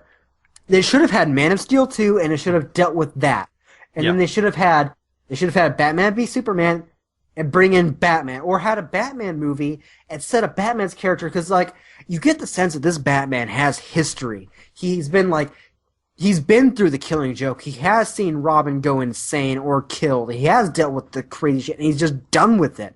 To see him get to where he is now, when set up, and then you have the Batman v Superman movie. And then after that, then you bring in Wonder Woman. And then you have Lex, like, okay, Batman couldn't kill him, now I'm gonna do it. And then you bring in Doomsday and Wonder Woman. And now that sets up for Justice League. So now you have a movie that's centered around the triumvirate, okay? Around the Trinity. And then after that, then you have the Justice League movie. What they did is that they were like, no, we gotta catch up to Marvel. They blew their load way too soon, and now nobody's satisfied. To kind of wrap this back around into cartoons in general, we have seen the Batman versus Superman thing in the Batman Superman animated series that was back in the 90s. Yes. And what they did with to compare and contrast really quick, in the movie, they figure out who each other are, but there's no real good reveal of how they figure out who each other are. They kind of just know. It's sloppy, it's quick, it's like, okay, well, I guess this is happening. In the series, when they meet there for the first time, well, how that happens is we see Superman use his X-ray vision to see through Batman's mask and see it's Bruce Wayne, and Wayne and Kent had met earlier in that show. So it's like, he knows who he is now. On the flip side, shortly after that, Superman returns home to his apartment. He's taking off his cape, and he sees that there's a tracking device on the inside of his cape. He turns around and he sees Batman, across the way on a building. He kind of like waves at him and then leaves. It's like, so Superman in his own way found out who Batman is. Batman in his own way found out who Superman was, and all being completely true to their own character.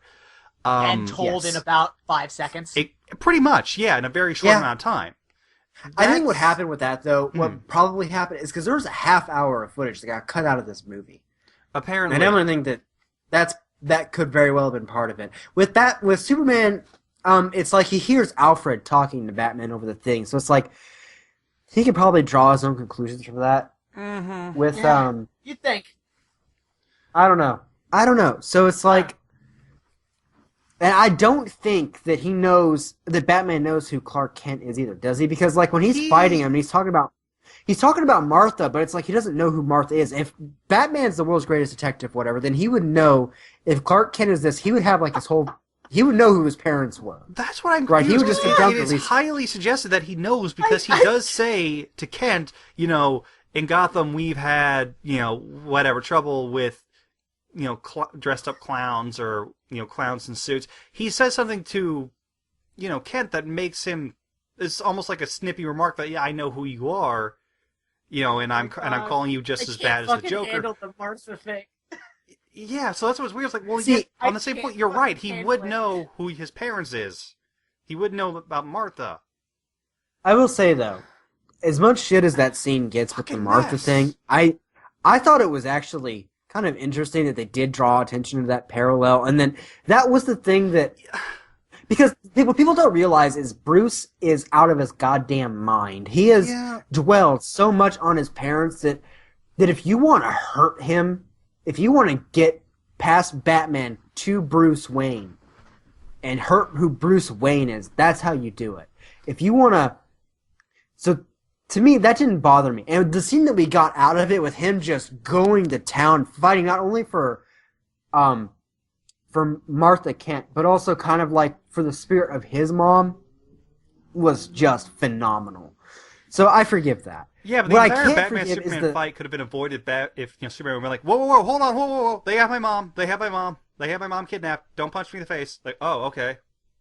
But he doesn't it doesn't happen. That doesn't happen. That's the whole thing. And that is what I hated about this setup. It's like, because that's what I hate about, like, when you have one guy fighting another guy and one of them's not into it. It's like, you see that a lot, like when, and we're going to get into this later, but it was like that with Justice League versus Teen Titans. When half of that is doing it because they're mind controlled, it loses all meaning and value. Well, this isn't even mind control. This is like the bad sitcom setup of no communication. Yeah. No, yeah. I completely agree. I will. And you say that. Here's the thing. You say that, right? There is a quote from Zack Snyder that's been floating around the internet. I don't have it right in front of me. There's a quote from Zack Snyder floating around where he basically describes how, we can't. We watch two guys in costumes sitting across from each other and having a conversation, and honestly, I can't look at it for more than 5 words before it starts getting ridiculous. So we can't just have them talk. You mean what Daredevil and Punisher did, and it was fucking cool? You mean that thing? It's almost ass. It's almost like Zack Snyder's a fucking hack. Christ. He can. Oh, here's the thing. He directs action really well. Yeah. But the problem with this film is that. No, I do want to say that the action sequences were good. I could actually tell what was happening. Here's the thing: is that the dialogue between them is actually good when there is dialogue. When you have dialogue about them, like when it's Bruce Wayne talking to Clark Kent. Excuse me. Mm-hmm. That scene is handled very well. All right. The problem is that the action, which Snyder does very well, is that, again, it loses all meaning and value because it's happening for dumb, stupid, nonsensical reasons. They aren't able to sit down and just talk about it. If they had been going at each other because of their ideologies, it would have been perfectly fine. Because then they're in it. They don't need to talk. Batman needs to stop this guy, Superman needs to defend himself and be like, and then it would have worked. But as it is, they did need to talk. They couldn't because that's not Snyder's thing. But I guess because again, that goes back to what this whole movie's issue is they crammed too much into a very tight, enclosed, itty bitty space. And it didn't work. You are right. It's a Batman movie. It tries to be a Superman movie, but doesn't. It's briefly a Wonder Woman it's not a movie. Batman movie It's not a Batman movie. It's just that the Batman segments were better than the other segments. But it's not any kind of movie. It's like I said, there's 5 good movies there. There's a Batman, a Superman, a Justice League, a Wonder Woman, and a kind of almost a Injustice Gods Among Us game plot in there too. When we got that thing, a Flashpoint. Yeah, here I would say that there's a Batman, a Superman, a Dawn of Justice, a Wonder Woman, and then the other one was gonna be, I completely lost my train of thought. It would have been like dealing with Darkseid. You're talking about that dream sequence? Yeah, like that should have been in like a completely separate thing in its own movie. Like that would have been like Justice League Part 1 or something. Yeah. All right. Then you have like the Batman, Superman. Then you would have had that's it. Batman, Superman, then Batman v Superman, then Dawn of Justice, and then actual Justice League. Those are the 5 movies that were in this one that got smushed into one. I'd say that, take out everything that has to do with Superman turning evil and destroying the world, right? Take that out of this movie. Have a Justice League Part 1 movie where we have the Justice League assembling, they learn to fight together as a troop against one big evil, and then the subplot in that is that somehow, Flash or Batman sees that Superman could destroy the world, they see this future, and then that is our Justice League Part 2. Right. Just cut it out of here, move it one movie up, and then make that the setup for the next part. Right. This is too much at once. Really weird pacing. Really weird pacing, really weird editing, too many goddamn dream sequences. We don't need all of them. I think too much time spent on looking at the other Justice League members. I think, you know what would have been perfect is, there's a scene here, Gabe, where Bruce Wayne, he has this flash drive information about all kinds of meta-human sightings around the world, right?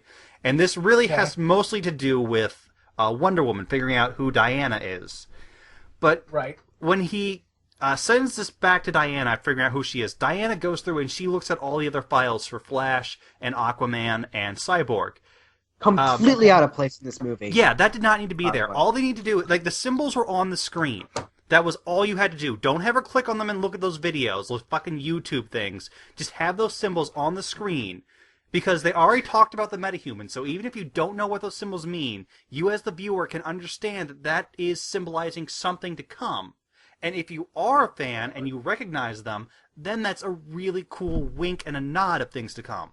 You don't need to fucking spell it out in crayon for the viewer. I have a question. I heard a rumor out there. I didn't like do any research on it to substantiate it. No. Yeah. Is it true? Do you guys know if they're actually if DC is going to start slowing down production on its movies now as a result of this? I heard somewhere that they might be. Well, that's a rumor. I don't know if that's been substantiated by DC or by Warner Brothers or anybody. But between that and all the reshoots that are being done with Suicide Squad, there's a lot of Wait, they're doing reshoots? I didn't know that. Oh, you didn't hear about this? Oh, you didn't hear about this? No, okay. Tell me about it. What's going on? They are apparently going back and spending like $10 million on Suicide Squad to do huge reshoots because they didn't think the movie had enough jokes. Well, you know what? They have a point with that because there's like maybe one joke in all of Batman vs Superman, and it's it's not because of that. It's because according to the makers of Suicide Squad, all of the jokes were in the trailer. Oh god, that's the worst. And that's really bad. That's real bad. Especially when you're dealing with the fucking Suicide Squad and Harley Quinn. Yeah, exactly. Like they're not to be taken that seriously. Between that and how well Deadpool did, they're doing reshoots to put in more humor. You know what? I'm actually for that. That can go super wrong, but I'm for it. It could definitely go wrong. It's not about length to me. That's my thing, is that I want to know that these reshoots are for that, like actually for that, or if they just think the movie's bad. Because when a movie has to do reshoots, this like that close to release, I will say this. It's normally a really bad sign. Mm-hmm. No, that's exactly what I'm going to say. It's like, it shows that they aren't confident in their project. They weren't. You could see it before Dawn of Justice came out. They were not confident. They knew it was going to be divisive. Yeah. And you can tell that it's going to be the same as Suicide Squad. And I just want to make this clear for any of our viewers. We all love DC, man. I was never a Marvel guy. I grew up on DC, so did these two, and it's like, as much as we shit on like the Damian Wayne movies, and as much as hell as we're giving this as Batman v Superman in the DCU or the DC Cinematic Universe, whatever, DCCU, I guess, we actually wanted to succeed. Like, I think, like I said, there were 5 great movies in Batman v Superman, but as one film, it was just a mess, and. Right. It's sad to see that. I am kind of interested in seeing what that 3-hour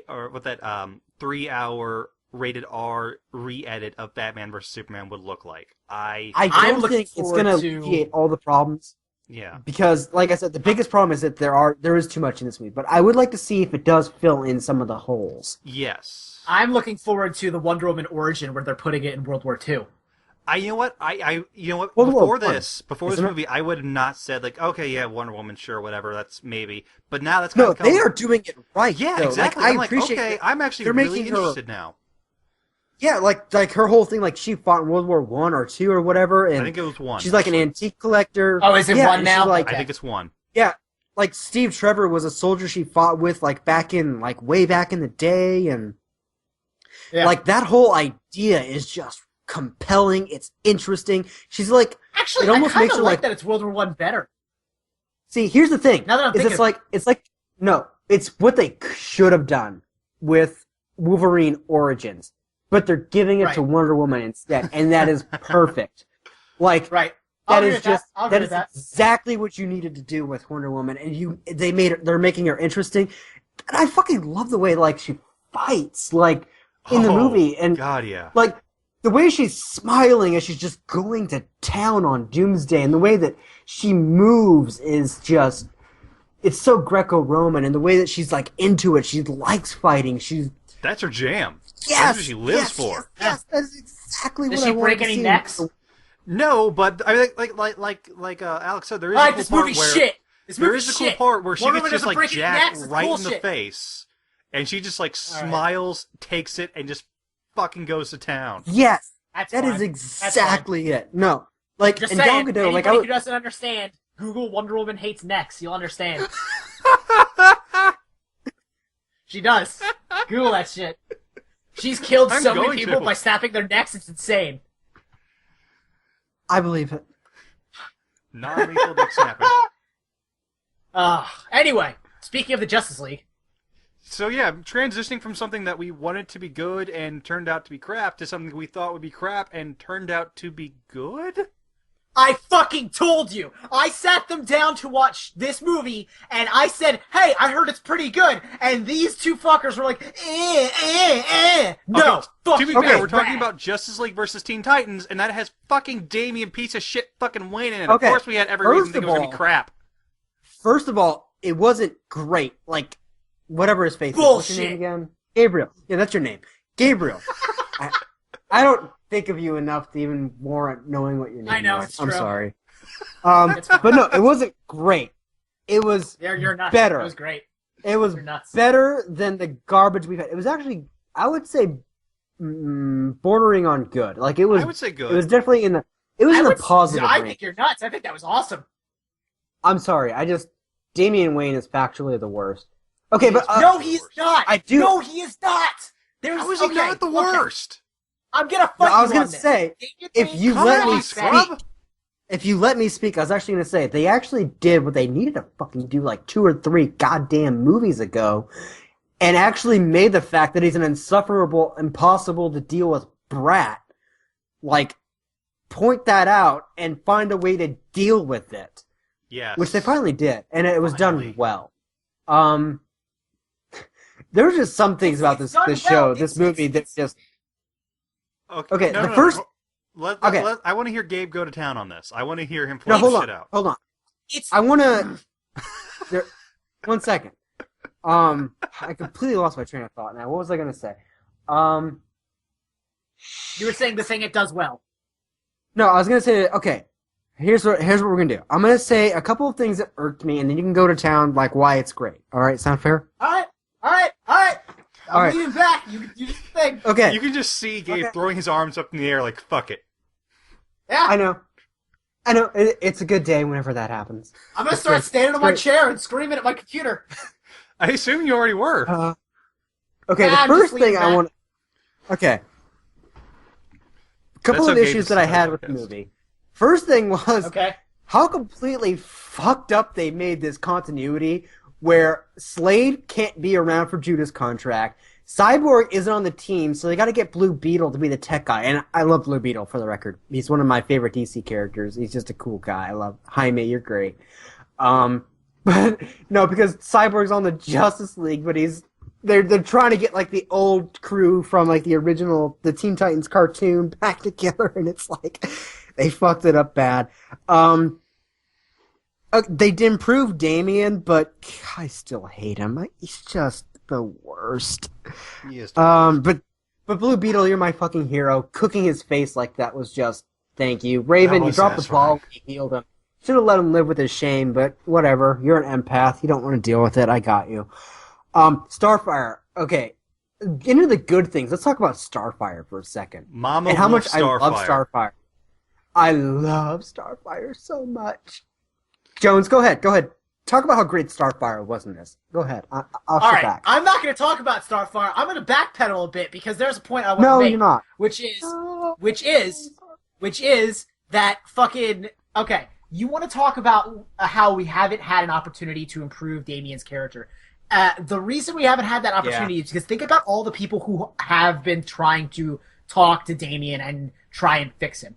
One is his dad, who he actively hates, because his dad, in his mind, was being constantly reinforced by both his mother and his grandfather as a failure.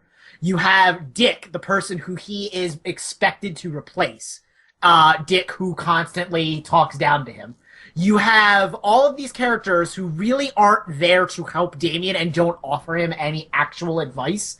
And then you have, when he finally has the moment where you see that he isn't a complete asshole, you have it come from Raven, who understands precisely how he feels, because she physically feels it. You have a character who understands fully what he goes through, because they also deal with very similar problems with coming from really dark backgrounds, being destined for horrible things, and needing to live up to impossible standards. And it comes from this really... And and that's the thing, is that I thought this whole them pushing Damien and Raven as a couple was going to be awful. I'm 100% backing this now, because I 100% believe that these two understand each other, and that relationship is awesome because it brings out the best in both characters. And I don't think there's anything objectively wrong with Damien. I think he needs to be put in the right framing where you can understand where he comes from as a character. He is held up to an insane standard. He has to be as good as Dick, who comes up as Nightwing, as probably one of the most competent and really awesome characters put out in DC animation, especially because of Young Justice. Young Justice makes Nightwing into fucking, like, ultra super god. Like, I have a plan for everything. Like, so he's held up to a standard that he isn't given an opportunity to actually achieve. Like, he can't measure up because people don't give him the opportunity to measure up. Not really. And it's just, there's nothing wrong with him. I think he's fine, and I think this movie illustrated that. I'm going to counter this argument. There is something wrong with Damien, alright? It's because he's not as good as he thinks he is. Okay, I wanted to cite the opening segment, and that's in this, a perfectly acceptable flaw. No, it's not a fine acceptable. Flaw. But it's How is that not acceptable? Okay, because it's... Just Go ahead. No. Kyle, you'll agree with me on this one. Yep. This scene where he takes the Batwing and he flies it into that vortex with, like, the missiles, like, flung out. But he doesn't fire the missiles like you would fire missiles. He wrecks the Batwing for no reason. For absolutely no, there is a reason. He uses the explosion of the Batwing's engines and the missiles to knock out Weather Wizard. It makes perfect sense. Would have been 8 missiles. There were enough missiles. Yes. Oh my god. Oh, boo-boo, he wrecked the Batwing. No, it's indicative of what I hate about his character, is that he does think he's always right. He does. And it worked! That's his justification. Okay, here's my problem. So therefore it was right. It doesn't matter if it was bullshit. Okay, here's the thing, though. Here's the thing problem I have with it all. It took us, 4 or 5 fucking movies to get to this point. Now, if they had done this, if they had done this in the first movie or the second movie, fine. But we've had to sit through, I don't even know what is it? It's the 3. first one. Well, it's Son of Batman. It's Son of Batman. Right, Son of Batman. What's the one between that and Bad Blood? Batman versus Robin. Yeah, Batman versus Robin, then Bad Blood, then this. Right. And this also takes place in the same continuity I will agree as with you that it took a long time to get to this point. Long time watching Damien be a little shit. Very, very long time. I'm glad they finally got here. And like you said, here it works. I mean, but it's like, that whole scene with the Batwing is just it's indicative of the problem. It's just, that's what we've had to deal with, is this dumbass kid thinking he knows everything, does stupid shit, and we've had to put up with it for a very long time. So by the time you finally get the payoff of him actually growing as a character, it's almost like you've ruined Court of Owls, you've ruined Slade, you've ruined Ra's al Ghul, you've ruined all this other shit. Ra's al Ghul got made cooler by this. No, he did. No, this was definitely the fight between Damien and Raish's undead soul, and how his Lazarus pits are from Trigon, and how it ties into with him being the demon. Mm-hmm. That's perfect. That was flawless. That was a good idea. They ended it right. That was great, and it really tied together the arc with Damien and Raven, which was actually done well. Well, I appreciate And I appreciate that they didn't put them together as like a fucking couple, because they could have done that very easily. Oh, they will. Don't didn't. worry. This was just building it up. So No, they can I'm be sure Better they to will. build up than to just jump into it. No, but they that I didn't agree shove with. it in. If it's built up in... Sorry, go ahead. They didn't shove it into this movie, which they could have, and they didn't, and that's great. And I actually want to pick up on that's- something that you said, Alex, that was another reason why this movie was actually good. There was real build-up in this film. In the last 3 Batman movies with Damian, things just happened.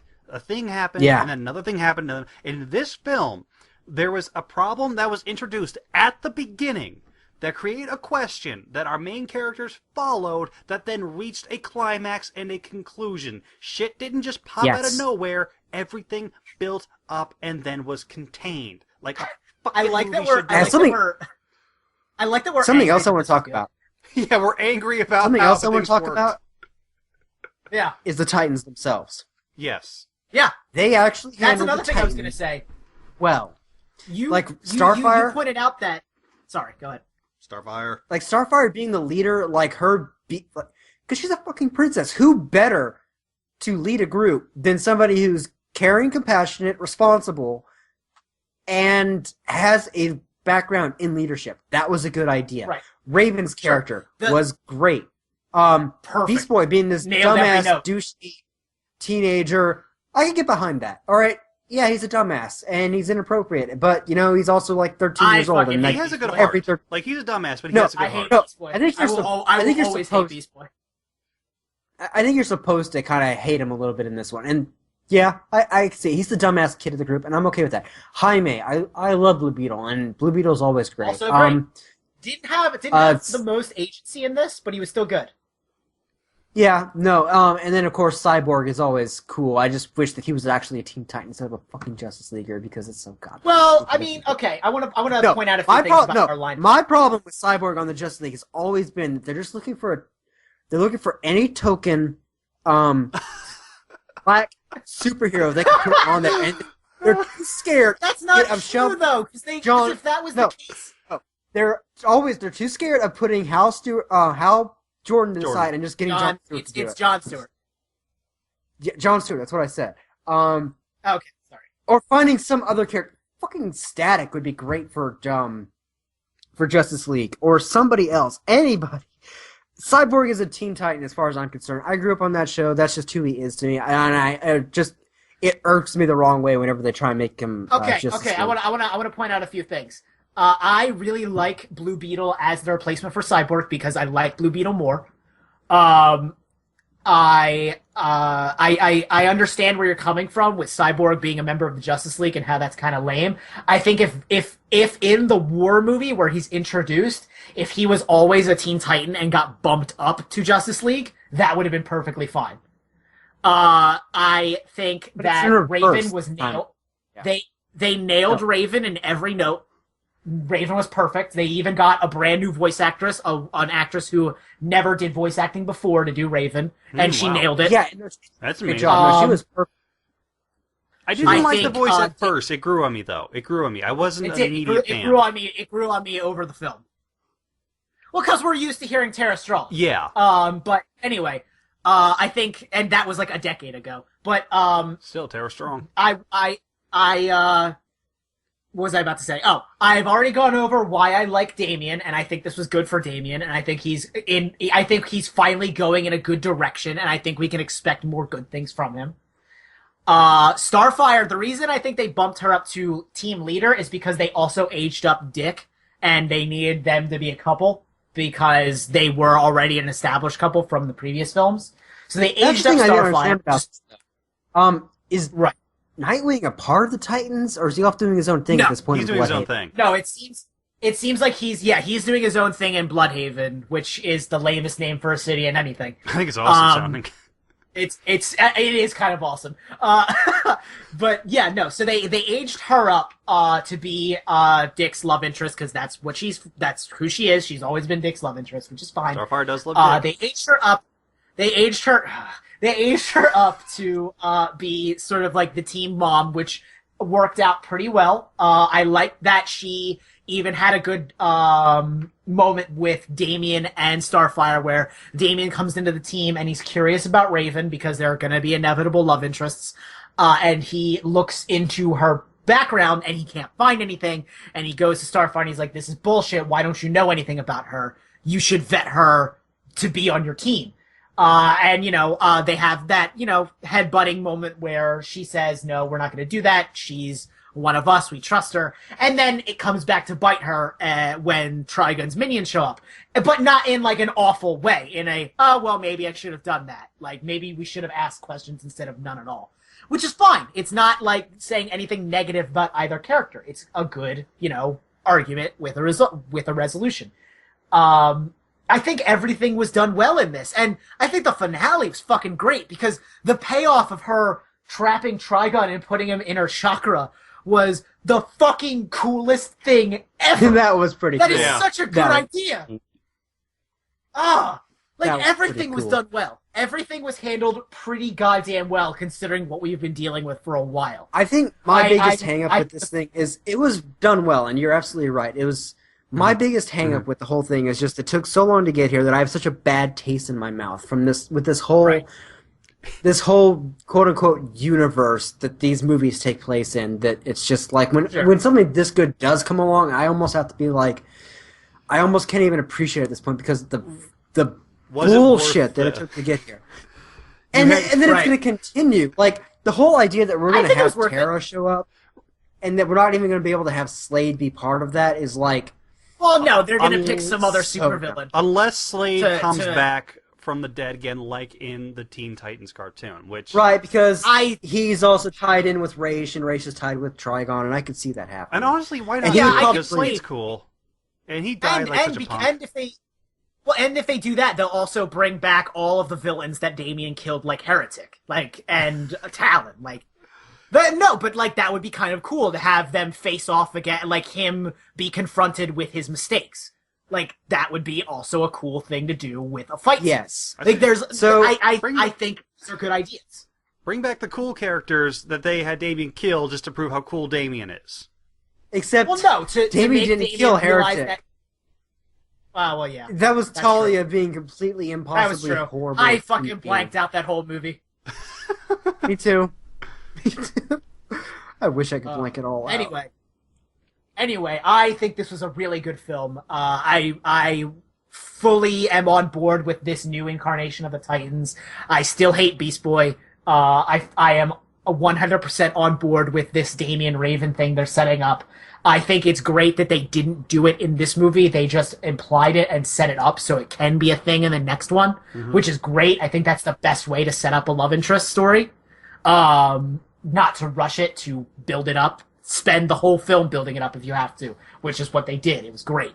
I like the lineup. I think it's cool that Cyborg is also allowed to be, kind of the goofy member of the Justice League and like the Flash, but be tighter with the Teen Titans or just the Titans, because I don't think they use the term Teen Titans. They just call themselves Titans. Yeah. But letting Cyborg be tight with the Titans lets us see more of him in the future, and it's just cool. It was all handled in a way that was satisfying to me as a fan, seeing these new versions of the characters, and also being able to look forward to more.